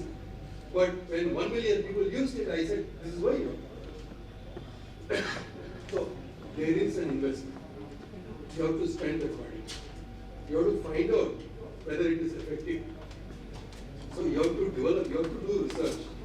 You may need to have some PhD students who have to check, for example, one of the most effective educational technology tools available today is what is known as a clicker.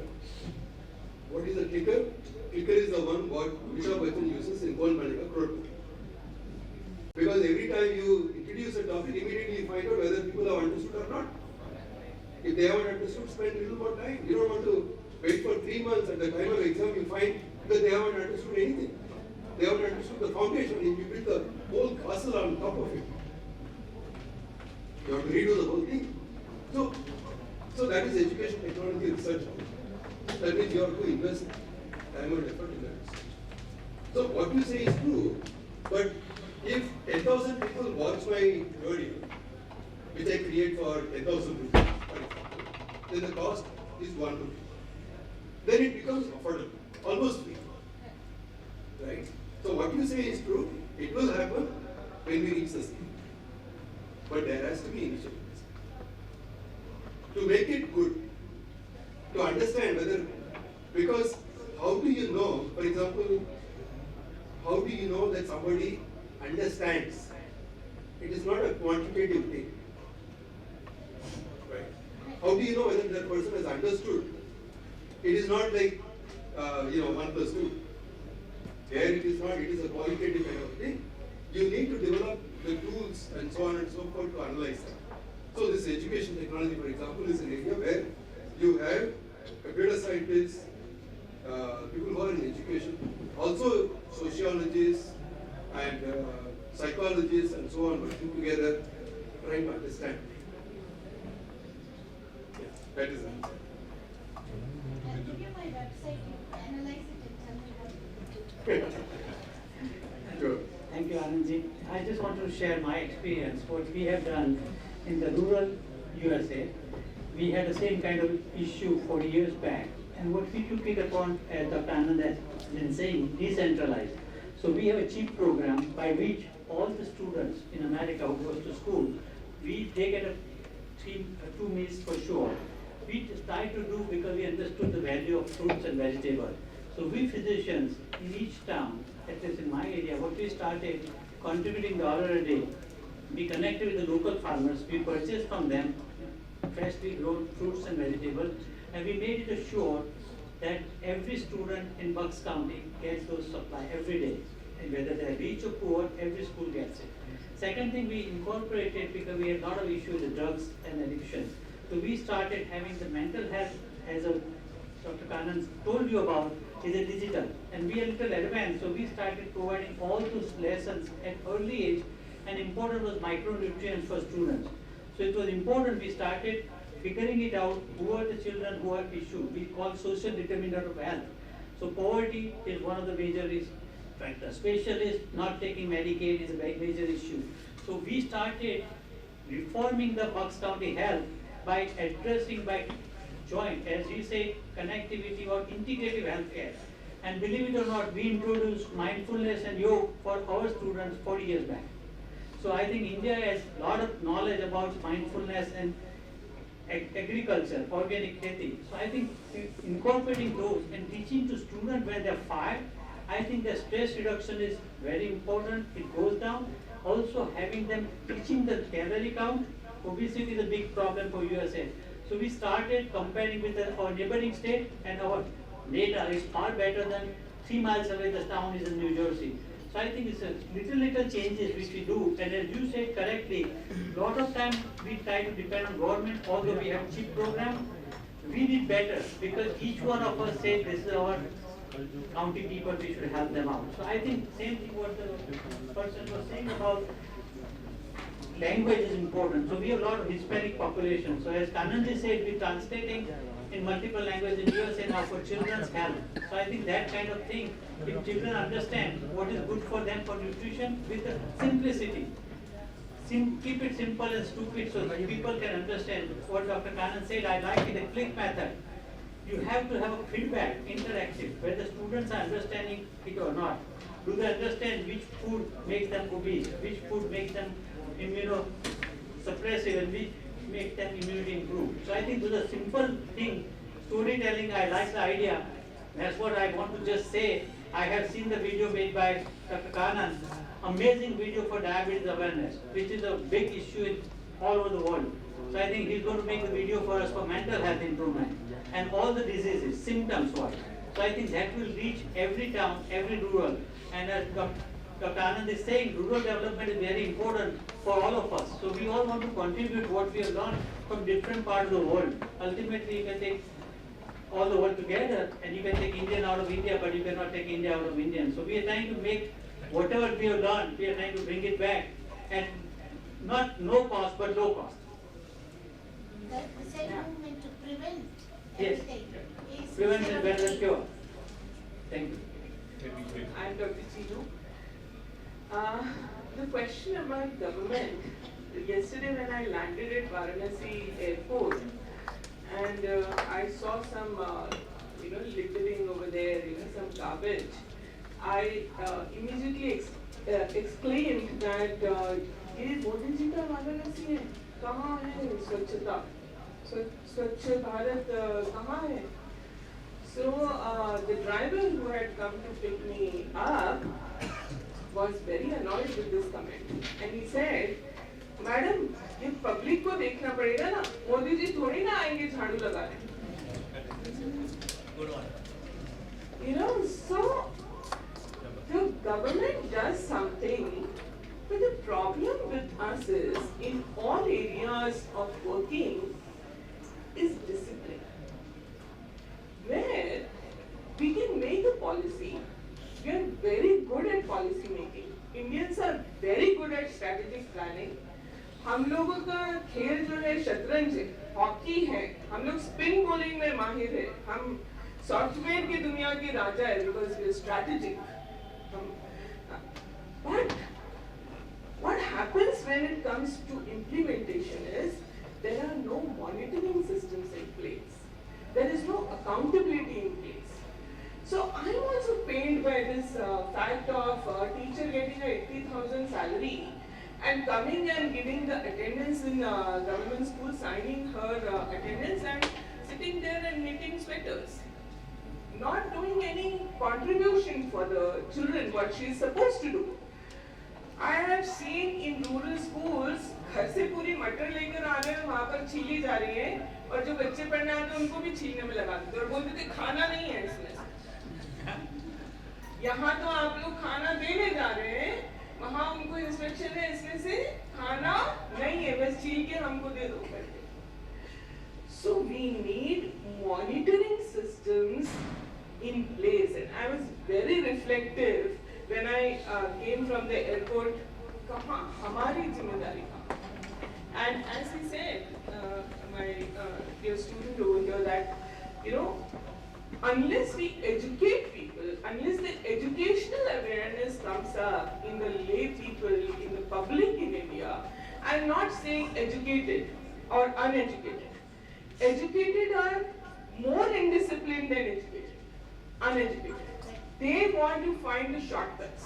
जल्दी काम हो जाए, कैसे भी हो जाए. That's where I think the problem lies. Let me add to that about this monitoring system. This magistrate, this district magistrate in Nandur, district collector in Nandur pointed out about the health worker, what they are supposed to do. The register just has questions. Have you visited? It doesn't say what you are supposed to do. Okay? They say yes, yes, yes, yes. And there is no check. So now we are saying, has the baby gained 40 grams a day? Okay? What is it? What is the weight gain of the baby entered? And if it is below certain number, there are questions. So that we are trying to implement through some software. In other words, I absolutely agree with our monitoring system has to improve. And we have to enforce through something. That's the only way. So that there's actually a very beautiful book, and I'll refer this to all of the management students here. It's called Measure What Matters. This is a book that Bill Gates recommended in one of the book clubs. The measurement of what matters, what we are dealing with in the ideal village for the different tracks is change. We have to measure the change that is happening in the lives of villagers rather than, so many, it's okay that breakfast was delivered to 1 million children this morning, but what matters is, the change in their enrollment, attendance, punctuality, weight gain, height gain, cognitive scores, academic success, and future potential. So we have to start coming up with metrics that will actually measure, like weight gain over here, that's what matters, is how much weight that, and I was reminded from your story of, Varanasi and there's being so much litter around. My student who's taken care of me for the last 3 days, he mentioned about one particular city where I grew up, which used to be a very filthy city, but Indore. So Shivansh, do you want to tell us how they achieved becoming the cleanest city? Thank you, sir, for giving me the opportunity. I want to share how Indore became the cleanest city of India in last 6 to 7 years. This is the 6th time it is the won award for the cleanest city of India. So earlier, people didn't know how the city can look. Before they saw that oh wow, this is the city we can see if we make the efforts. And slowly everything like marketing of cleanliness was done. Making campaigns, giving slogans to the people who were not aware about how hygiene can help to give good health to the society and reduce the diseases, etc. So slowly, when they segregated the garbage to sukha kachra, gila kachra, you have to put them separately, and they pointed out again and again whole day.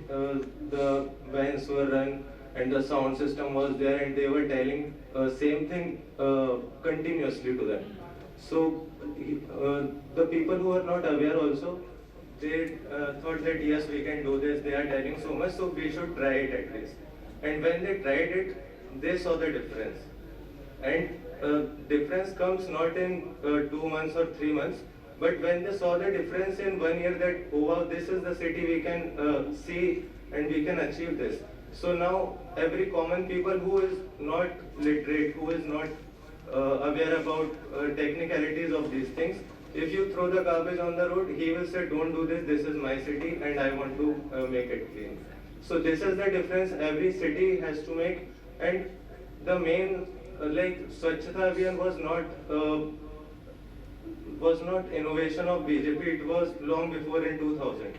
But how it was marketed and how it reached the common people, it was the contribution of this government. And I want to take the name of mayor who is responsible for this, Mrs. Malini Gaur, who was the main person who took the decisions for this. And you can see the difference on the roads, like on the next day of the Diwali, what we see in our towns, the garbage of the patakas and all. But if you see in Indore, everything is there in night, but if when you wake up in the morning, everything is clean and you cannot say that yesterday this was there.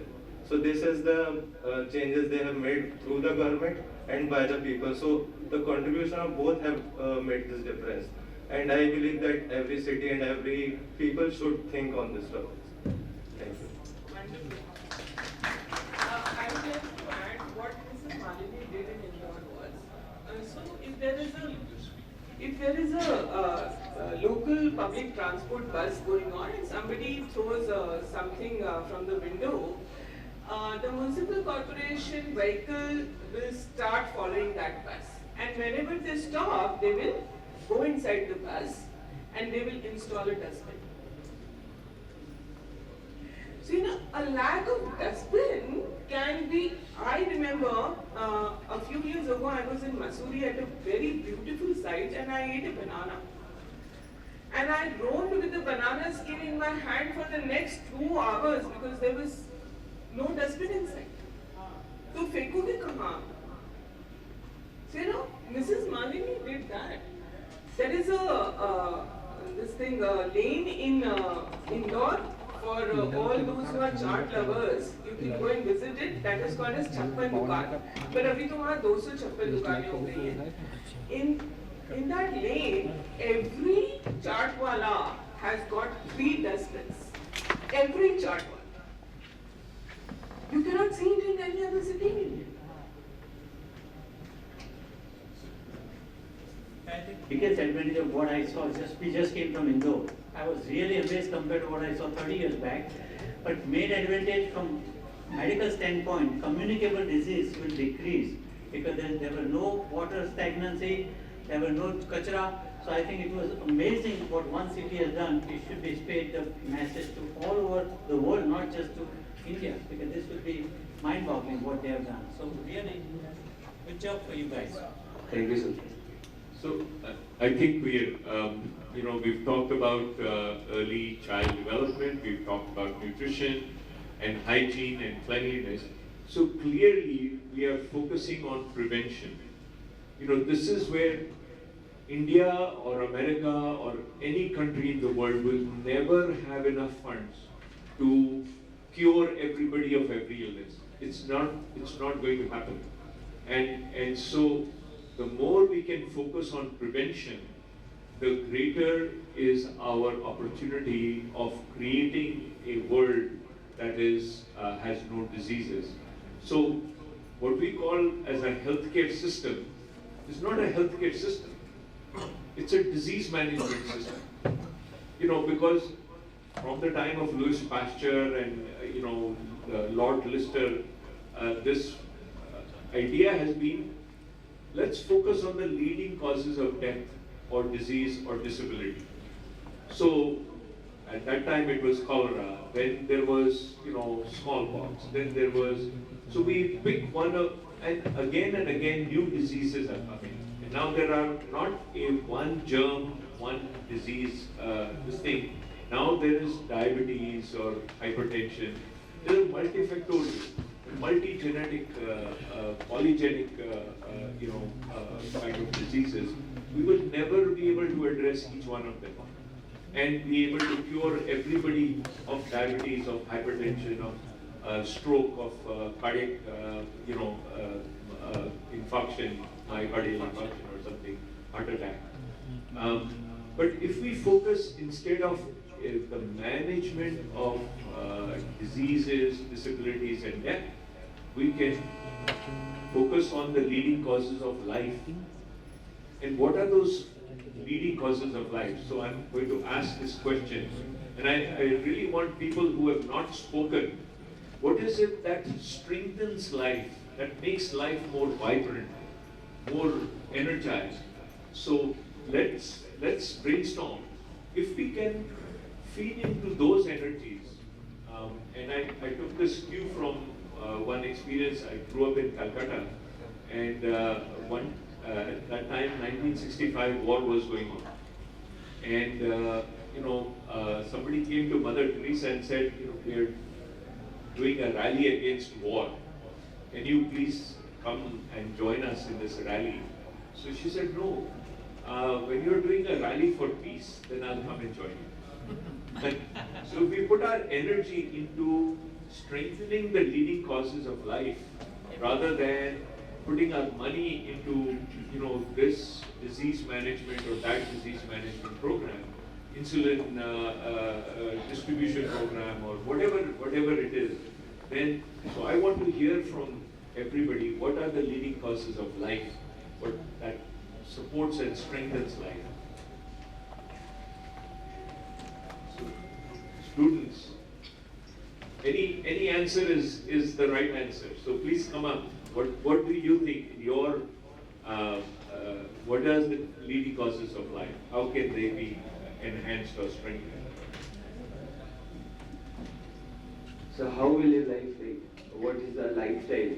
It matters a lot. So how we live our life, what is our lifestyle, what our daily routine we follow, that is what strengthens the life, right? So as ma'am was talking about discipline and everyone here is talking about that we are educating people, and but I think the most important thing we are missing is that we always look for shortcuts, right? And we Indians are very lazy, basically. Why we go for, like, we know we can go for juice, right? We can buy 20 rupees banana juice or like that, but we still opt for chole samosa. Like, sir asked, what will you do if it's 10 a.m. in the morning and what will you do? Like, we'll go and buy chole samosa, right? We'll not go for something like banana shake or something like that, just because we are lazy, right? We are not disciplined as much. And why, as ma'am also pointed out, that we give our children mobile phones and we put them in front of television. Why they do it? Because she also has some work to do, right? And constantly the kid is crying or something like that. So just to delay that thing, what a mother does is she gives a phone, right? So that she is able to do her work. So instead of thinking that how we are educating people, maybe we have to change the way, right? How we are educating them, how we are telling that this is how you can do, right? The effects of what will happen, right? Nobody's talking, so I'll open my mouth. So, it all boils down to lifestyle of an individual. We all want to be happy, and we want a temporary sensory pleasure. For some it is movies, some it is eating, some it is dancing and hip-hop music, whatever. And everybody wants to be happy in an electrified way, stressing out. So the basic fundamental disturbances causing all these diseases is stressing out. Stressing out producing more hypothalamic, pituitary, adrenal axis, cortisol surges that is scarring the brain, that is scarring the heart, that is scarring the liver, gluconeogenesis, you get diabetes, you get obesity, if it is heart, sudden arrest of heart, that is called Sakatombo syndrome, making the heart muscles weak. And it is also gastric ulcers, irritable bowel syndrome, you name it, everything is related to this sympathetic system. Nobody is stopping and saying, can I teach my child how to do Om Bhurbhuva Swaha? That would increase the focus in the brain. Even chanting of Om, when you take Gayatri chanting, it is nothing other than universal, and it is not religious. And if anybody can explain to any religion of using this Om Bhurbhuva Swaha or even Om chanting, because Herbert Bennett did studies on Vaheguru, Amen, Shalom, and Om, which one relaxes the brain and connects to this focus center that gives self-regulation, expression, impulse control. We want immediately something done, instant gratification. That is what is causing the problem in the society. And there is a way of raising a child's brain to not to be that. 0 to 5 years is our opportunity. Going forward, we lost human values of relationships with love giving and forgiving, self-giving and forgetting. And so everybody wants a free meal, but nobody wants to contribute to how I can help the other. It's a human value. And there are so many human values Baba's organization gives. But the fundamental is stress and poor lifestyle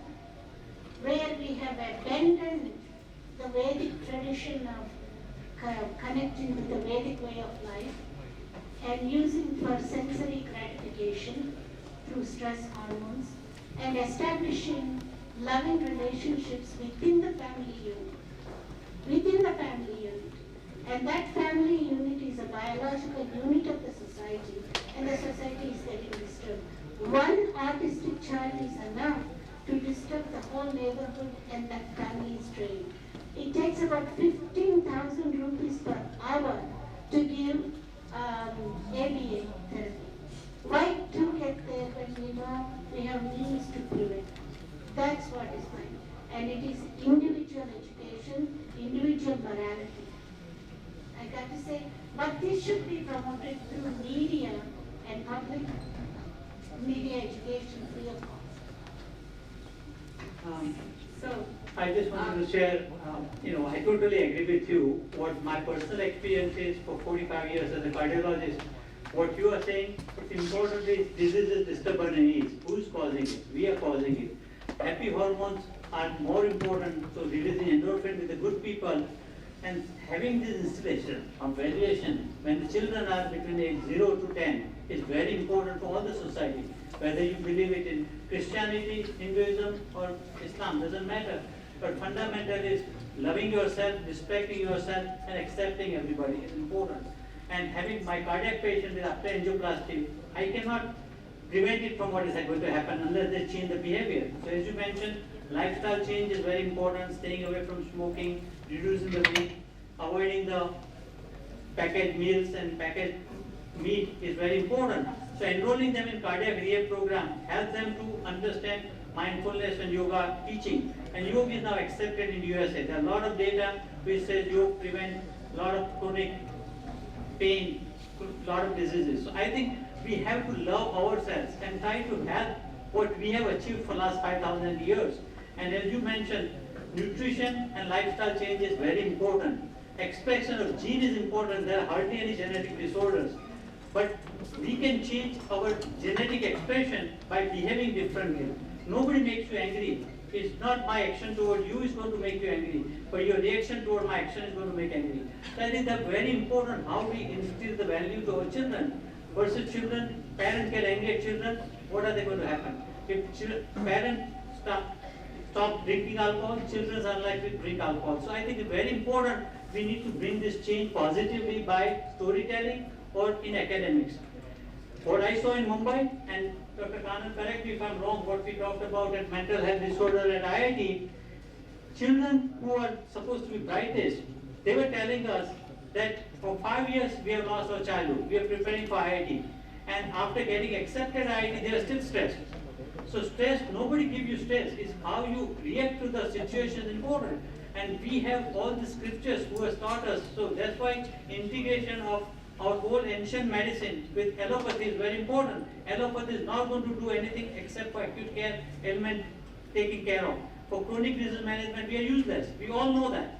So I think we need to learn that everything is not. We need to be custom made for every disease. And that is very important for the student. Just apply what you learn. Don't try to apply everything, cookbook medicine, what we are mandated to do in USA. It is not necessarily good. I hate to say that, but that's true.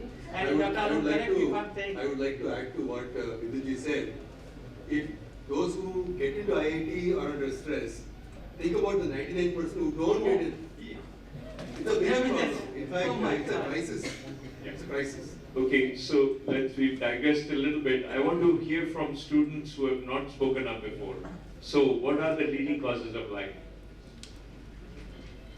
Sir, as the Honorable Delegate has talked about the stress, in Bhagavad Gita there is a slok, Apurnamanam Achela Pratishtham Samundramapa Pravishanti Advat Tadvat Kama Yam Pravishanti Sarve Shashanti Mapno Dinakam Kami. Sir, in our life we have never talked about what we have to give importance. Sir, I too have prepared for IIT and I have wasted my whole 2 year 11th 12th preparing and make my life whole of sir. And I really think that in those 2 years I never made friends, and now I am in a PhD. Now I have started interacting and making friends. So so in our life we have never taught this thing, at what time we should give importance to what sort of thing, and that is I think most important thing we should taught to us, and that is I am talking to my sister, and he has Instagram channel where he is posting art and all other things, and she's in 11th and 12th. And very good morning, sir. I want to say that doing things for others, that is the thing that can help you to evolve yourself and find out who you are, because it gives you a immense sense of pleasure and happiness when you do things for others. So I think doing things for others also helps to evolve as a person. Thank you, sir.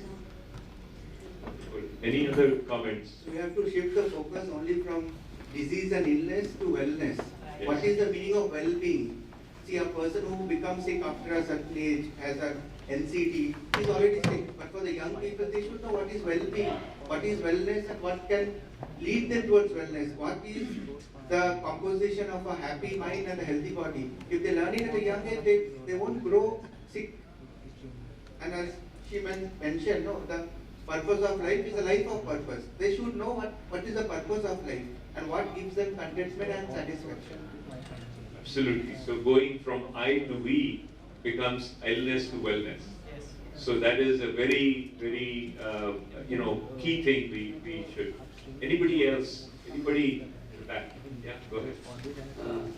Sir, I want to also point out, sir, self-realization is the thing that a person needs to understand. Like sir, if I'm doing certain thing and understanding that what I am capable of and what I am up to is the most important thing. I have been also prepared for IIT. I have cracked IIT, the JEE mains. I have cracked. In advance, unfortunately I was unable to crack it, and in the state level exams I have also scored very well. So, but at a point of time, but it was important for me to understand that what level I am up to. Because having over expectations, not realizing the things as it is, cause a very stress and creates an imbalance. So, what I learned is that expecting the thing as it is. The first stage is expecting the thing as it is, and if a person is able to realize that, okay, this is the level where I belongs to or where I am, and then starting to leap forward, can create a better difference and help to evolve better person. Very good. Yeah, accepting. Acceptance is a big thing. Anybody else? Any leading causes of life? So I think. Go ahead.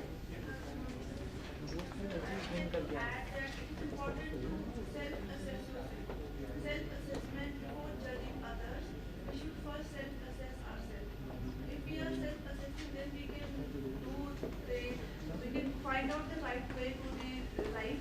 And it is not important that you should always be right. You may be wrong, but it's important that you accept it that yes, I was wrong. Before judging others, we should first judge ourselves. We should see what we are doing to others, and then we should expect from others.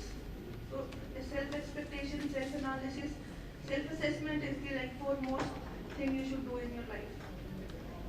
And that's what mindfulness and all of these spiritual practices allow us to do. Yeah. When we try to understand the other person's perspective, yes, our thinking changes when we try to think from there. Yes, their perspective. Yes, sir. That's very important. Any other leading causes of life? I think there are three aspects which we have to consider when we are dealing about this. One is physical, then mental, and then we can go on to the spiritual part of our life. When it comes to physical, Ayurveda talks about two things mainly: Dinacharya and Ahara Paddhati. That's what we had learned when I was studying. We had a paper on Ayurveda. So, Dinacharya, the daily timetable what we follow, a fixed timetable or a specified timetable which we follow, which enhances our quality of life, and Ahara Paddhati, which goes well with our system. So our body is made in a certain way. The food which goes in that, in accordance with that thing will help. So this is physical. Mental, my understanding is that the main cause of peace or being happy is doing what we love. What happens when you are small days to say when you grow big you have to become software engineer, you have to earn money, you have to get a government job. That's all they say in our villages because I come from a village background. So they say if you get a government job, that's all we want for you. They don't say anything. They say get a government job, you get a permanent job, you get all the facilities in life, you'll be happy. But what we understand is that as we grow, it is not what social status we are in, what job we are doing. It mainly matters, are we loving what we are doing? Because if I am doing something, if I am giving my life for something which I don't like, that causes mental issues, hypertension, whatever we can think of. Many problems root from there because we went in as a compulsion. Because when we study for 10th, after they say you have to go into science, then you have to go for a doctor or medicine or engineering. That's what they push, even if we don't like them. My interest may be in music, my interest might be in teaching. So doing what we love and creating opportunities for the children, all the children, to just follow their passion, to do what they love. So this is second one which I want to tell. The third one is the spiritual aspect of our life. Actually, when we were small, we thought spirituality is something religious, but it's not. Spirituality is something which gives a huge amount of balance in our life. To take blame, to take success and failure in a very balanced way. So that's what I think enhances the quality of life which we have. In Bhagavad Gita, when we were studying, we had a shloka. Yukta ahara viharasya, yukta chestasu karmasu, yukta swapnava bodhasya, yogo bhavati dukkha. So the main path to happiness is yukta ahara. In the balance in whatever we do, we get us into a good state in life. So that's all I had. Thank you. Next.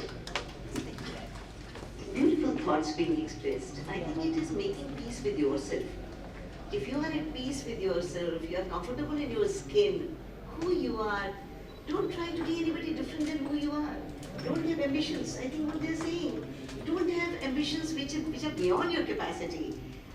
Be comfortable with who you are. Every person on this earth is special. They have something special in them. Discover that thing which makes you so special, so unique, so powerful. And once you do that, then you'll be at peace with yourself. One more point is psychological flexibility. Wherever there is rigidity, whether it is in the body or in the mind, will cause stress. If we are able to stretch and be flexible, we are able to understand and accept other people's point of views. We are able to listen to what people are saying, what they are trying to say. Then that acceptance and that ready to change your views, ready to get influenced. So it is said that leader is not the one who influences others. Leader is the one who is ready to get influenced by others. So that. Very good. Very well put. Yeah. One of the main challenges is the young guy, he may be very happy, content, but the challenge is the expectation from the family and from society that they expect so much from him. If he says I'm cool, I'm happy, they won't listen to him. They say no, you have to get this done. That's a big deal. See, from my perspective, if I say we cannot change anybody, we need to change ourselves, and we have to learn to accept everybody the way they are. So one of our old poet, I remember him as a child, Narasimha Mehta. He was always happy in every condition. He just accepted the way it is. So his hormones are always static. That's why we call in Hindi Sthita Prajna. हर एक अवस्था में तुम्हारी प्रज्ञा एक ही जगह है. So that is something what we have learned as a child. I think we should try to implement. That would not. And other thing what I noticed, intellectual people tend to use a lot of words of uncertainty. What, why, could be, should be. Tend to avoid them. Only speak what you want. Only think what you want. Only visualize what you want. and then 90-second rule, don't respond to the people who don't agree with you. Because 90 seconds is the most important thing to avoid your dynamic blood pressure change, which can really rise the blood pressure suddenly and release the cortisol. And that is very important. We all have learned. Unfortunately, we all tend to change. So my humble request to all you future, you all are our future. Actually, there is one point which I thought I should also add over here, considering myself also over here, is most of the times it all, I mean, sir, you know, the concept of positive or negative, it all starts with that energy, and that energy is in the form of thought, right? Let's say, let's be very honest, how many times do we really think positively about ourselves? How many times do we really think about ourselves first of all? You know, the moment we get up, okay, you'll be very happy, and I'll be also happy if you're thinking about God. Okay, if you don't think about God, what is the next thing you think about somebody else? But what are you thinking about that somebody else? It's always negative. Oh, that person got good marks because the students are here, I can probably compare it that way. Or today I have to study well because that person I need to beat him. You know, always competition. Always thinking negative. You know, I'm not looking good. You know, she's looking good. You know, this kind of peer pressure, competition. It's always, why is that we are always used to this kind of mind where it's always negatively we are thinking. I'm telling, for example, you get up in the morning, oh, today I got up very nice, such a nice place, let me enjoy, go out for a walk. How many people really are thinking like that? So what I'm saying is that always we have to watch our thoughts. If the thoughts are positive, then automatically what next comes is your words. If your words are positive, automatically your deeds will also be positive. If your deeds are positive, your character will be positive. You know, look at it. It all starts with that simple thing of thought. Negative thought, that's it. We are down for the day. So it all makes a difference over there. That's excellent. So I wanted to let particularly our students know that there is a Leading Causes of Life Institute. It's an international institute, and I'm a fellow of that. And it's not based on the Indian culture or the spirituality that we all grew up with, and we are still immersed in that. But according to this particular institute, there are 5 leading causes of life. 5 leading causes, and in that, all of the things that have been mentioned, will find some form of expression. So one of the leading causes of life is coherence. Coherence. How do we make sense of life? How do we accept or make sense, or how does life make sense of us? How do our parents? So that being coherent or finding a sense of coherence is very important. It's a leading cause of life. This is opposing to the pathogenesis. This is salutogenesis. This is a salutogenesis is how to enhance the positive, the health promoting, the life giving forces within us. So that is, coherence is one. When you don't understand something, it causes a lot of stress. So to avoid that stress, we try to look for coherence. The second cause of life is connectivity. Without connectivity, no one can exist in a vacuum. We are all connected together, and ultimately we are all connected as one universal being, and our scriptures have said, Vasudev Kutumbakam. What happens to one of us happens to all of us. So that connectivity, people have shown that those who have more human connections, they live longer. That people who have more relationships, more human connections, they have a much higher. When you connect with another person, what happens is it releases this hormone in your brain called oxytocin.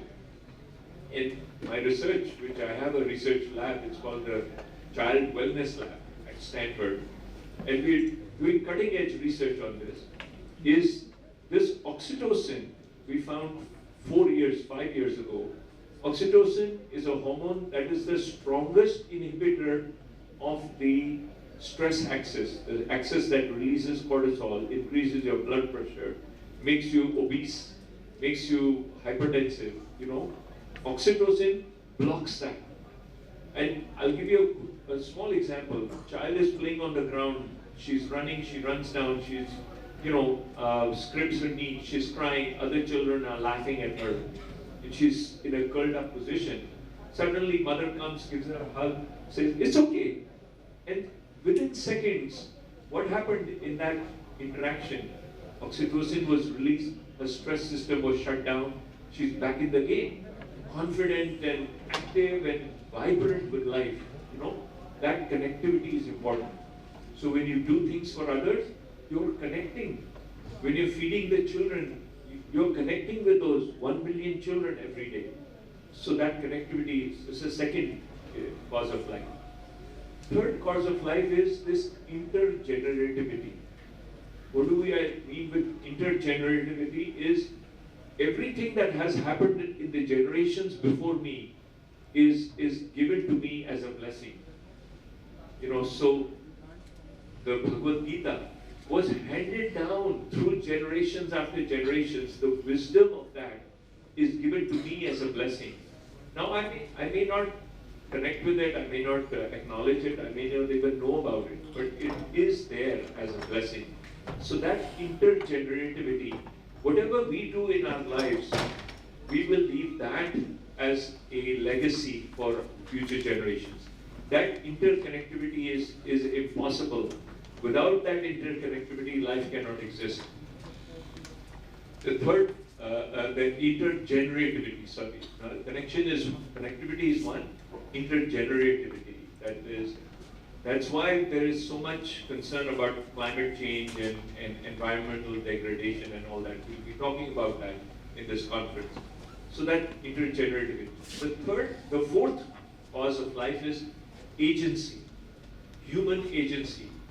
We know and we can do something about it. We are active agents. We are motivated. We are connected, and we can make each one of us deep down, no matter where you are and what you're doing, you know that you can make a difference. You know deep down at the bottom of your heart, core of your heart, you know if you try hard enough, you can change the world. You can change yourself. And as a result of that, the world, jaisa drishti, vaisi srishti. So if you change yourself, the world around you changes. A hostile person lives in a hostile universe. A loving person lives in a loving universe, where every leaf and every flower and every bird and bee and mosquito is sharing love, with that person. So that's the human agency. And then the last one is hope. Now, hope is not wishful thinking. Hope is not like a Pollyanna desire of, everything will be good. Tomorrow when I wake up, everything will disappear. No. Hope is our ability, only humans have it, our ability to imagine a better future and bring the entire force of our being to make that future happen, to bring that future into our experience. So those are the 5 leading causes of life. We did an experiment in Memphis about 2009, so maybe 13 years ago, 12, 13 years ago. We said we'll have a experiment whereby any patient who comes to a healthcare system, you see, Memphis, Tennessee is a tale of 2 cities. There are the haves and the have-nots.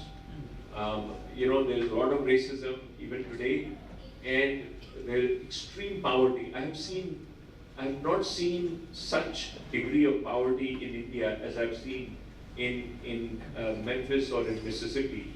There is 7 times more impoverished Mississippi is than Bangladesh.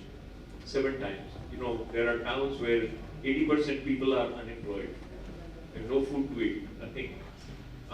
Anyway, so we did this experiment that every patient that comes to the healthcare system, will have a liaison, a healthcare liaison from their own community who comes with them to make sure they are coming to the right place at the right time and ready to be treated.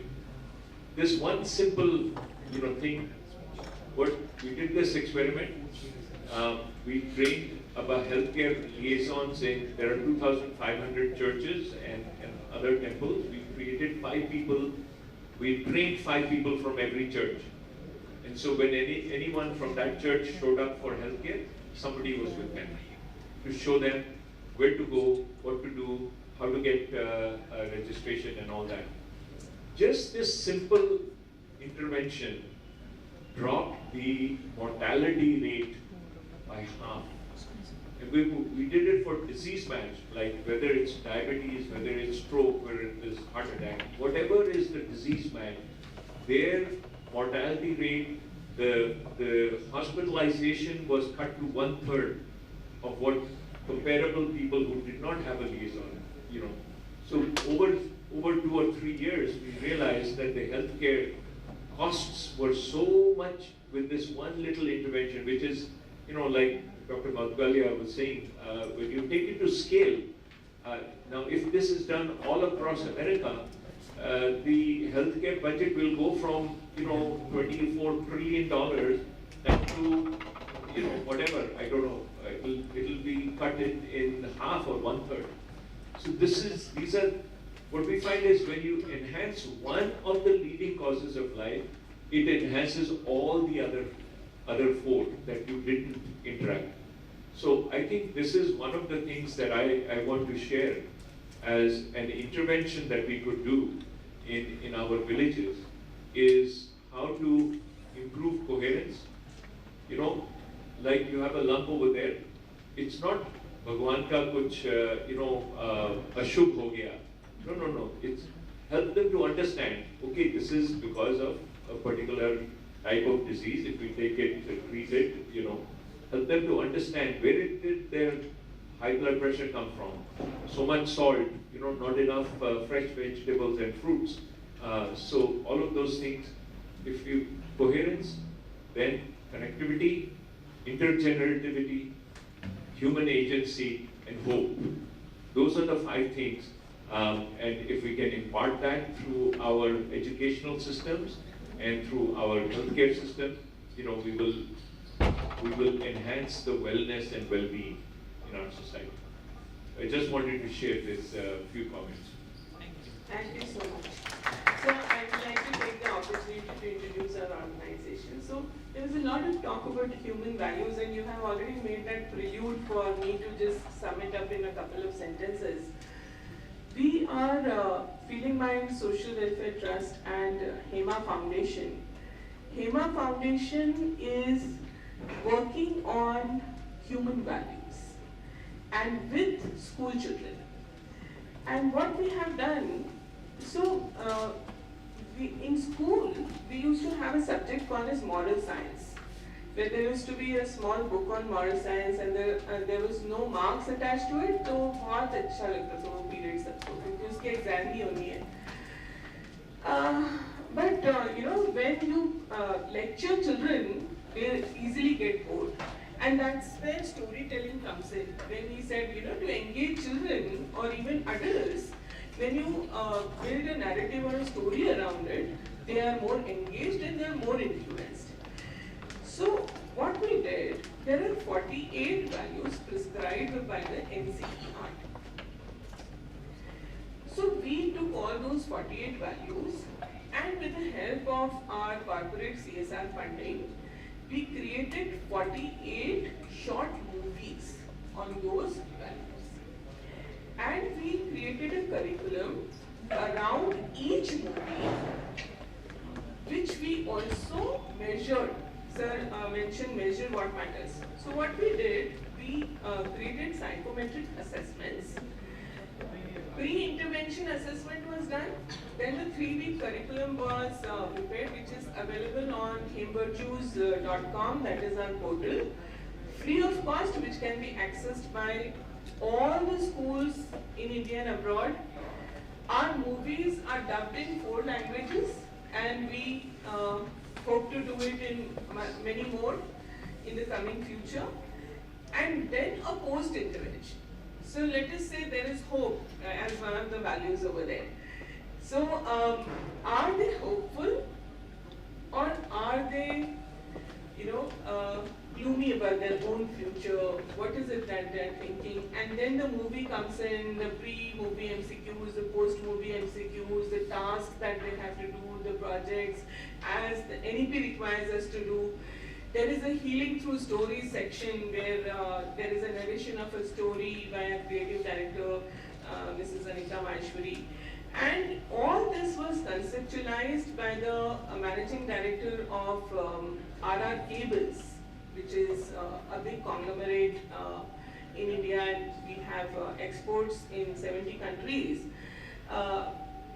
His name is Mahendraji Kabra, and he conceived it in the memory of his wife, Srimati Hemaji Kabra, who died of a sudden cardiac arrest in her sleep at the age of 50. So she was my Guru Behan, and so our Guruji Swami Govind Giriji Maharaj, who is the treasurer of Ram Mandir Trust.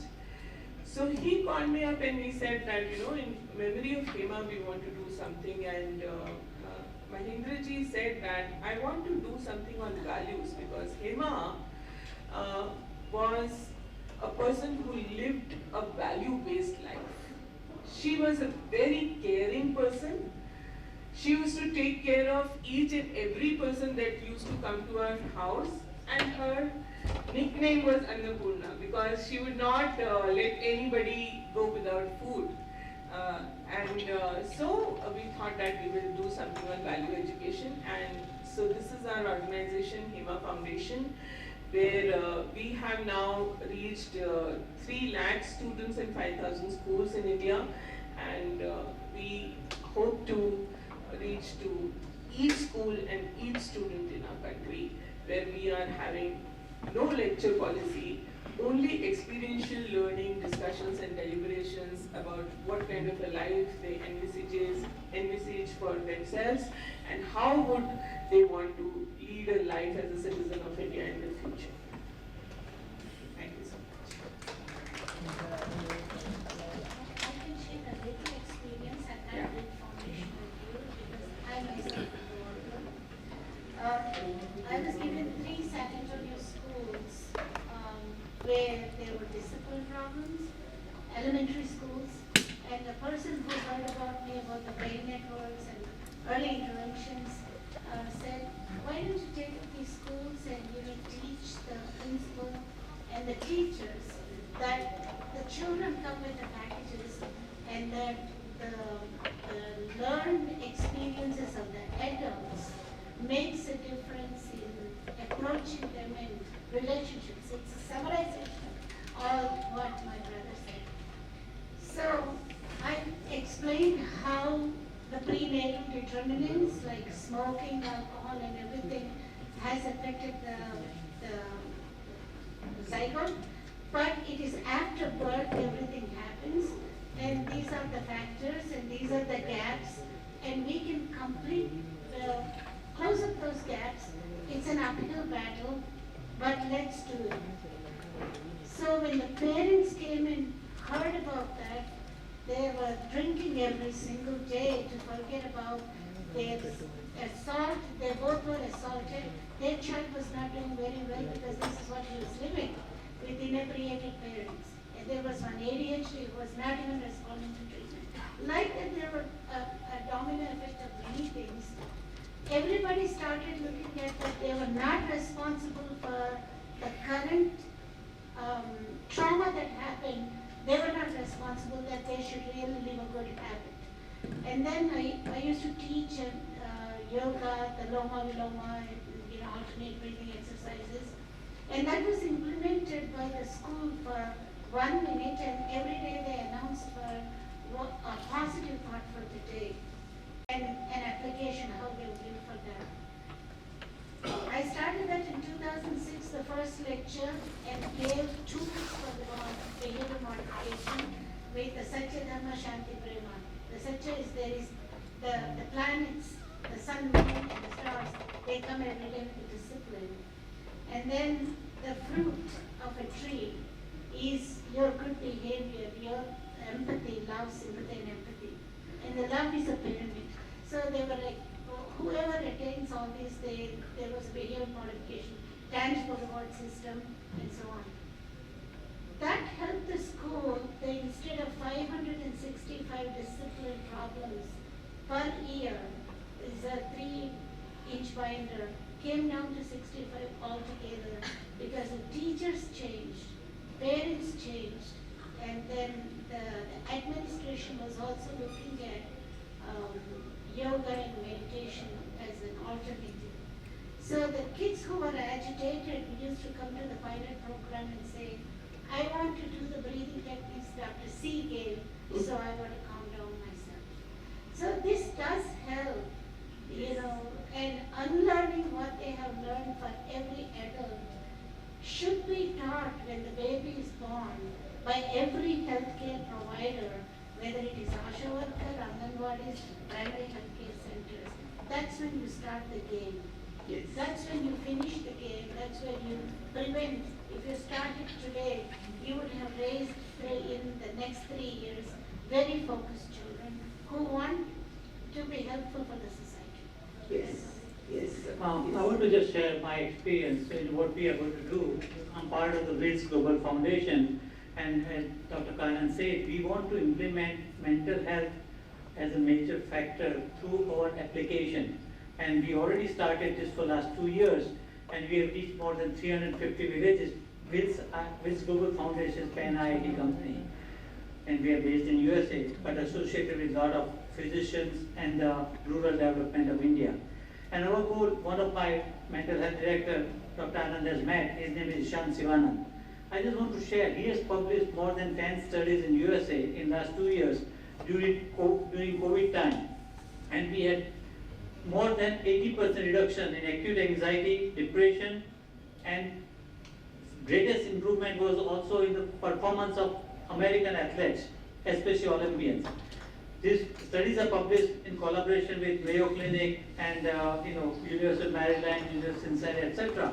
So I think we want to bring it to scale it to the every rural village. What you are doing, it can be given on application at no cost to the people, and we are already in process of training Asha worker and what we call Sahayak, which we pay for them as a complement to what we have done for in USA. Now we want to bring it back to us, our society, to help young children, to the college students, and to the teachers who also are facing same burnout.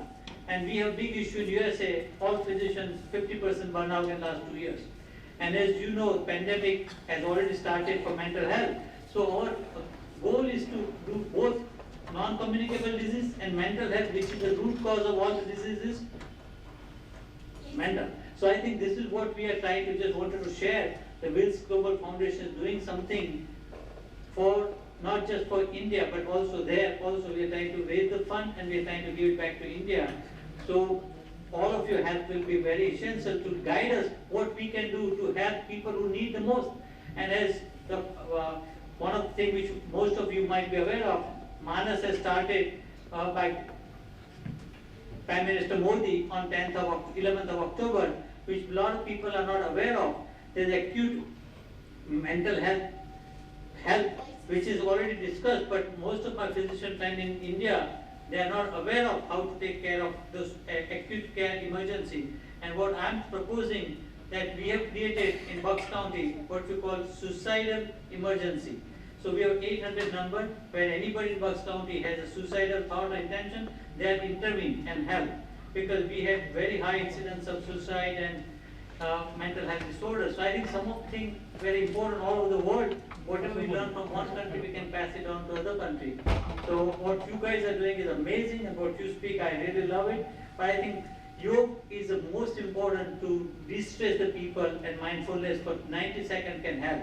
If we instill this value to every child, love yourself, accept yourself, and respect yourself, I think there will be a lot of less stress to the people. And at least in Mumbai, what I've seen, which should not happen to any other city. Since they're 3 years old, they're stressed out to get admission in school, in private school in Mumbai. And that will take away the childhood. Do you know the most leading cause of problems?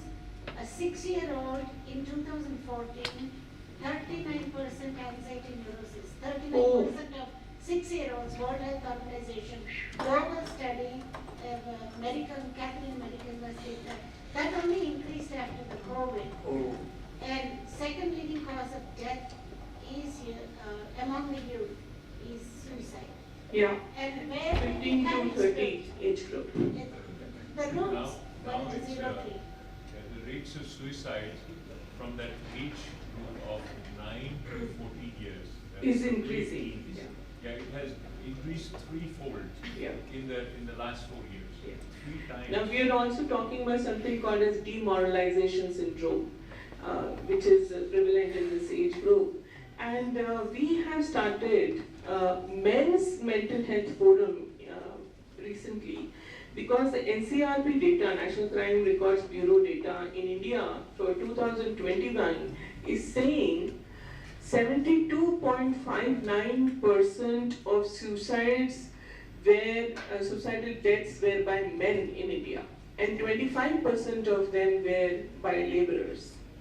So we need to look at men's mental health on a priority basis now, because they are sucking up a lot of stress and not talking about it to anyone because of the stereotypical image of being strong always and not being, able to come out with their vulnerabilities.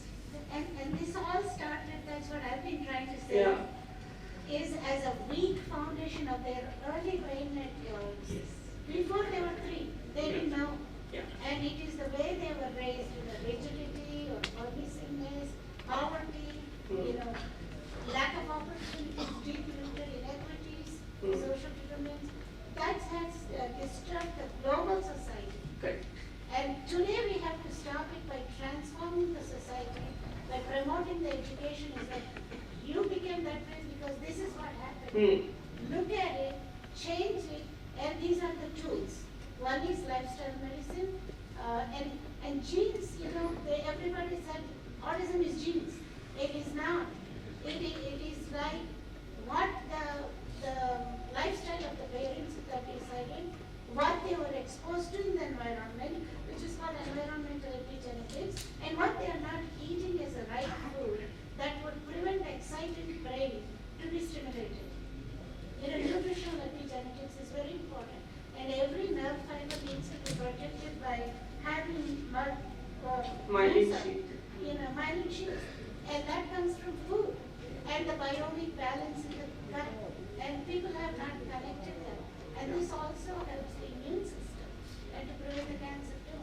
And so not only the stress is a part, but what we are not doing to stimulate these senses and feeding the senses to create a robust network.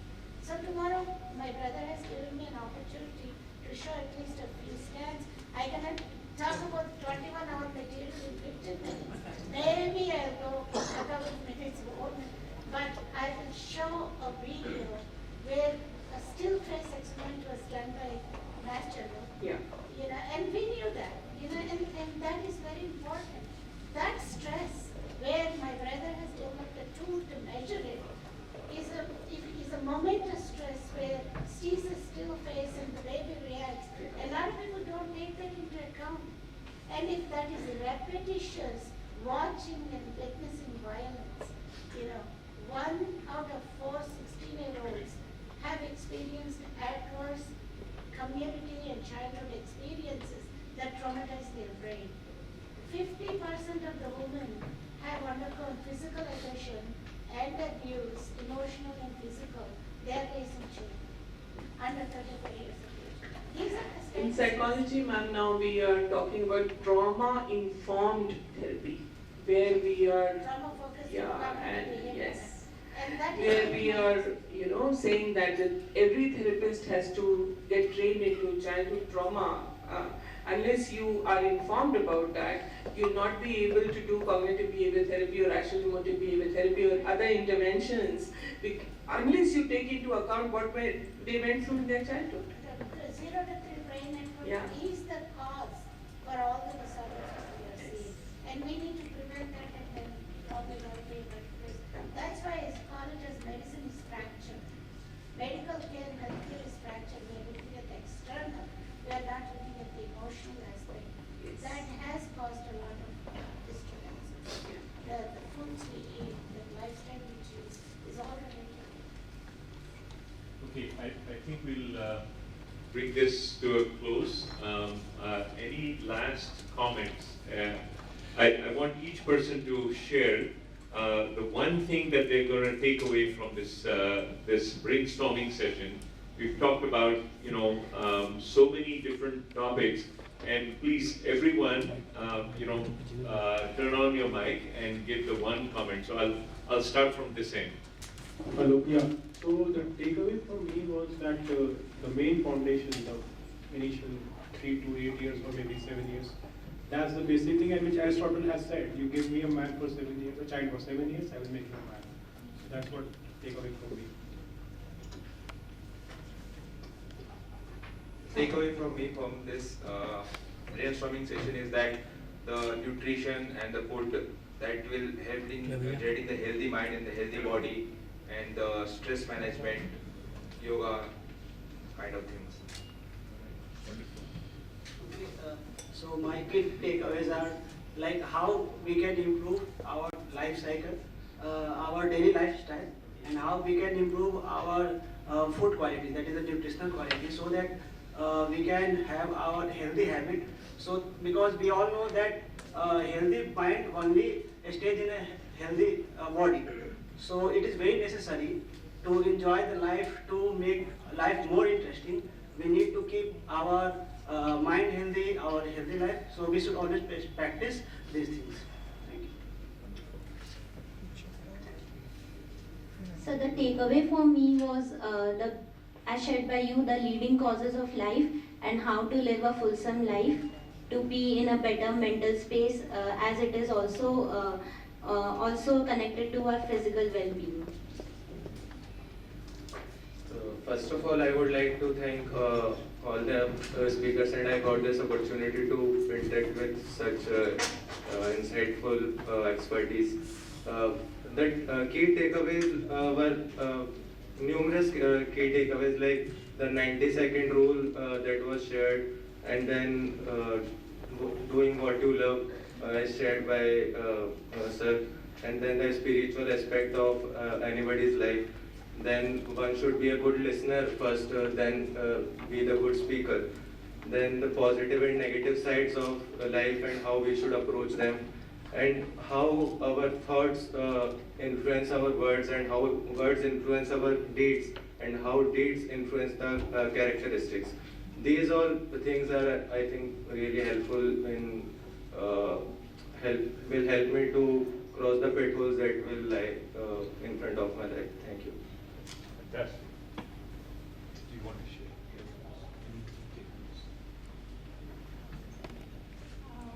Takeaway from my side is happiness, and a peaceful life is ignored.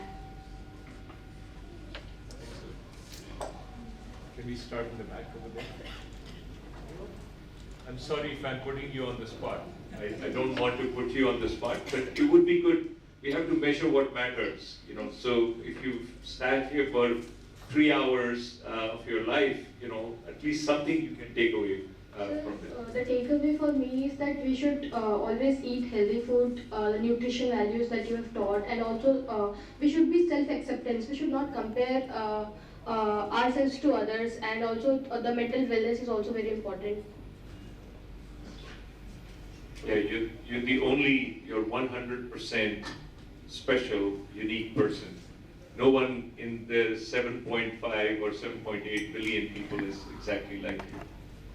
So firstly, I would like to thank all the delegates for sharing their experiences with us and telling us about what are the leading causes of life. Because in our opinion, because in every personal opinion, there may be different experiences. such as for some it may be hope, for some it may be human values, for some it may be satisfaction. But to tell it in a nutshell, that was the main thing. And also with the help of this conference, we got to know about the various trusts which are working, such as Sir talked about the Annapurna Trust, then we have HEMA Foundation. So it instills us, or it forces us to think of the ways how we can join hands and contribute our part to it. So that was, thank you, sir. Fantastic. Go ahead. The takeaway for me is to have an attitude of self-acceptance and attitude of having an acceptance toward others, and adopting flexible psychological attitude, and adopting a healthy eating habit, taking those things which have nutritional values for our body. So the main thing which I learned from this session is how to achieve a good lifestyle. The most important thing for everyone is a good life, and what we can do to achieve that. That's the takeaway for me. Thank you. यदि permission हो तो मैं हिंदी में बात करूं।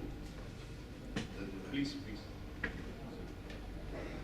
बहुत अच्छा यहाँ डिस्कशन हुआ कि हम कैसे हेल्दी रहें और क्या खाएं। तो मैं सोच रहा हूँ कि हम लोग हेल्दी फूड के बारे में क्यों डिस्कस किए। हम क्या सांस लेते हैं, क्या पानी पीते हैं, क्या खाते हैं, ये तीनों इम्पॉर्टेंट। केवल हम खाने पे कब खाएं, कितना खाएं, कैसा खाएं, ये तो हमने सोचा, लेकिन कब पानी पिए, कितना पानी पिए, किस क्वालिटी का पानी पिए, इसके बारे में हम लोग छूट गए। और उसी तरह हमारे हवा, ऑक्सीजन, प्राणवायु वायु के बारे में है जो तो कोई हम लोग डिस्कस ही नहीं करते, जो कि सबसे इम्पोर्टेंट है। मैं इस पर ध्यान दिलाना चाहता हूँ कि हम लोग इस पे भी डिस्कस करें कि हमारा वायु, एयर पोल्यूशन जो बढ़ रहा है वो कैसे कम हो, वाटर क्वालिटी कैसे इम्प्रूव हो, आरओ वाटर जो है हम न पिए, आरओ कितना खराब है, उस पर हम लोग को विचार करना चाहिए। धन्यवाद। Any takeaway? So good afternoon everyone. The key takeaway for me would be we talked about healthy body houses a healthy brain. So I have been practicing spirituality since I think 2 to 3 years. I am a person who gives a good amount of my morning routine to yoga and pranayam. And so it is very important for us to eat right and talk right. Lastly, we also talked about the traditional Indian grains like jawar, ragi, and we are encountering the problem of lowering the water table in states like Punjab and Haryana, which are leading producers of these grains. So I think we should, not only government, but we should also as a key stakeholder should take initiatives so that in our daily eating habits we change the rice and wheat with these traditional grains, so that as a consumer and all the demand and supply chain, there is a big change in overall ecosystem.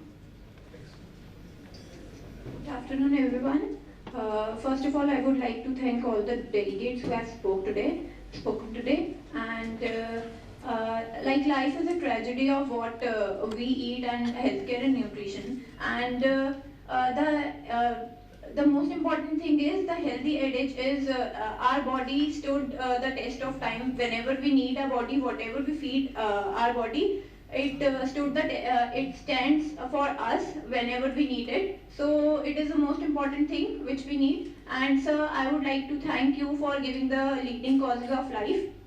That has actually reminded me of a book which I have read, which is Ikigai, which told us about the leading factors of which, people in Japan, there's a place known as Okinawa, where people are known for living a healthy lifestyle and living with coherence and integrativeness, like you have talked about. So it has it has given me the inputs regarding that, because I read it and now you have given me more inputs about that. So it is a very important thing that like there people live a healthy lifestyle and live till 101 or 100 years. So that is very important because they take care of their body. That is why they are able to live like that.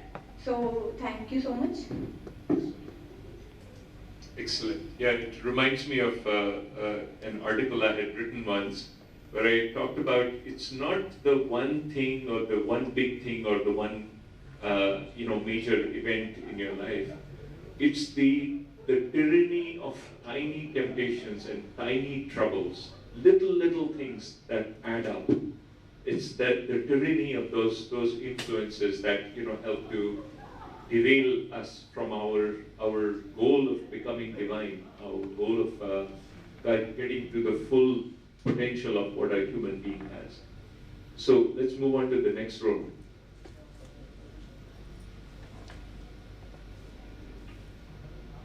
So first of all, very good afternoon to everyone. I am Vikrant Kaur. My key takeaways from this session. So nutrition is important and it is our need. And my suggestion, I'm going to add a single suggestion for this. But when we talk about nutrition, so we need to track it from our initial stage, like baby nutrition and so on. So it will be more beneficial for the upcoming generation and the society. Thank you. Thank you, sir, for giving me this opportunity to present the key takeaways for me. After discussion, what I was able to get is that the way to a beautiful and healthy life starts from the self-love and also the caring for the others. We have discussed here about the nutrients, which is the most important aspects that people often use to neglect it. And whether it is an adult or a baby, it is important to take care of it. And also, as very rightly said, eat right and talk right in this session, which one needs to take care of. And also, we have also talked about this leading cause of life, which was given by you, sir. The 5 causes, that is coherence, connectivity, intergenerativity, agency, and hope, are the new thing that I learned, and I think to imbibe it, all this thing in myself and apply this in my life, and also so that not only I can not only develop myself, evolve myself, but I can told other to evolve. That's all. Good afternoon, everyone. First of all, I would like to thank you for providing such a platform for the healthy discussion. The key takeaway for me is about the 5 leading causes of life and connecting it with the thoughts of self-actualization and removing the negative thoughts, and also about becoming aware about rupee 1 app and clicker system, and most importantly, being aware of the wellness and lifestyle. Thank you. So first of all, thank you for coming here to Varanasi from Harvard. So it's a very we don't get chance to meet Harvard people, so it's a big thing. And the second thing is that what I learned is this peace with myself and the acceptance towards what I am. And it's also important that not everyone in this world will be able to get a good nutrition food, but everyone in this world can do is that whenever they are having the food, they should have a very humble thought that whatever we are getting from the God, it is just what we can have. Thank you so much, sir. The takeaway for me is that we should take conscious decisions for our health. When we are taking decisions for our careers and every other aspect of life, we are very conscious. But when it comes to our health, we don't think much. We just eat, we are eating everything, whatever, junk food and anything. So we must take conscious decisions for our health. That is the takeaway. Excellent. We can live a conscious life, be consciously aware of what we are eating, and be not watching something while eating. Enjoy the taste, the texture, the everything aspect of it. And at least what I like to think about is, I like to think about all the elements that have collaborated with each other to bring this food to, to my mouth. So the sun, the stars, the earth, the water, the air, the animals, the farmers, anybody and all of universe has conspired to get you this nutrition today. And so, and as you imbibe that nutrition, you say, as this belly is being filled, may all the bellies in all the universe be filled. And through that thought, there will be this abundance and we will be able to fill. There will be no child that goes hungry to school. There will be no one that ever sleeps on a hungry stomach. And it will happen if we can, just give this thought into creation. Sir, I would like to add a little sentence. A few days back, I attended a conference of farmers. And there I realized the pain they are going through for their insurance money. And then I thought that how we waste the food. We just throw away the food and we don't care about that. But they are suffering too much for producing this food. So I would request each and everyone not to waste food. That's just what I would like to add.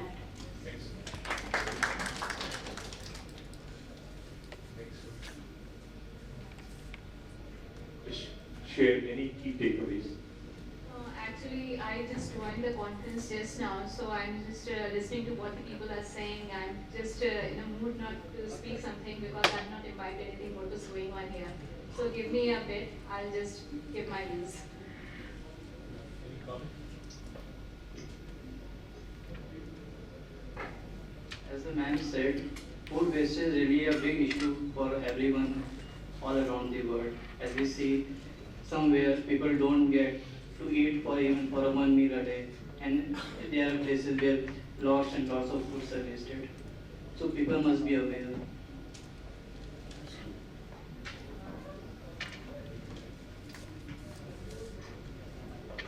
So only the students get to share their takeaways. My key takeaways from this wonderful session is to follow a consistent healthy lifestyle and accept the way you are. Thank you.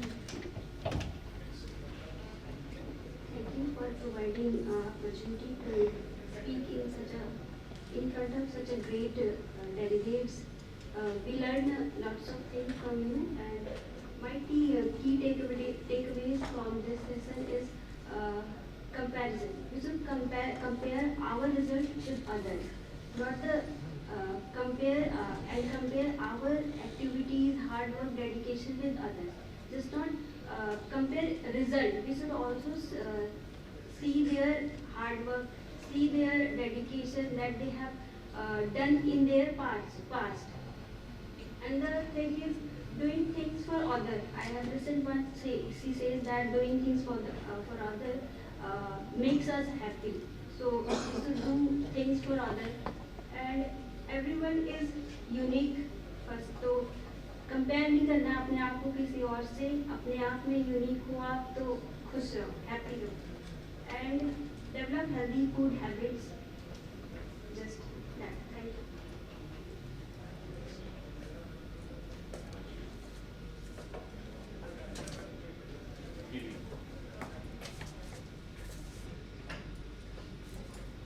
Thank you, sir. First of all, my warm namaste to everyone. My takeaway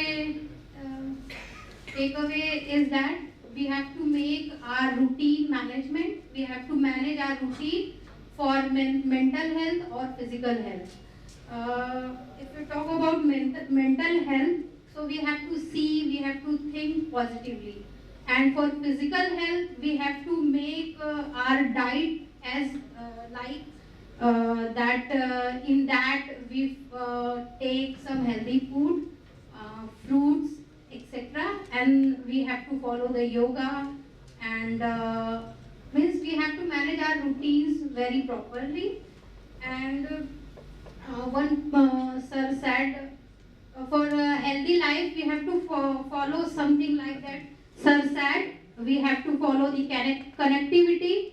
Like sir has given one example that बच्चा गिर जाता है और सब लोग उसको देख के हंसते हैं, लेकिन जो माँ होती है वो उसको गले से लगा देती है, तो इसलिए उसको मोरल सपोर्ट मिलता है और वो फिर से उसका जो स्ट्रेस होता है वो खत्म हो जाता है.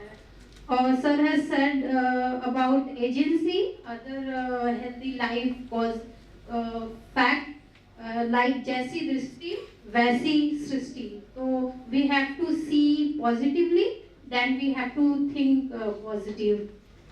Thank you very much. Thank you so much, sir. It was a great learning session for me, and there were so many takeaways. And I also realized that you cannot pour from an empty cup. First, you need to take care of yourself. So I need to be more disciplined. If I want to see a change in a society, first I need to make change in myself. I should eat nutritious food. I should start with my family first, and then look out for ways that how can I help others who are not aware and contribute my best to the society. Thank you so much. So just give a big hand to the students. Let's give a big hand to the students. They are the future, and they have such amazing capacity to grasp the essence, literally the essence of all that was discussed. You have amazing students. I'm so proud of all the responses from everyone. And I just wanted to thank all of you. I know it's been a long session. There was no structure. Purposefully, we did not want to put any bhashan into all of this. We wanted to make it as interactive and just as a brainstorming session. This evening, the conference will be inaugurated, and I hope you will all come and join the sessions. Come for the tracks, different tracks. The water and sanitation is another track.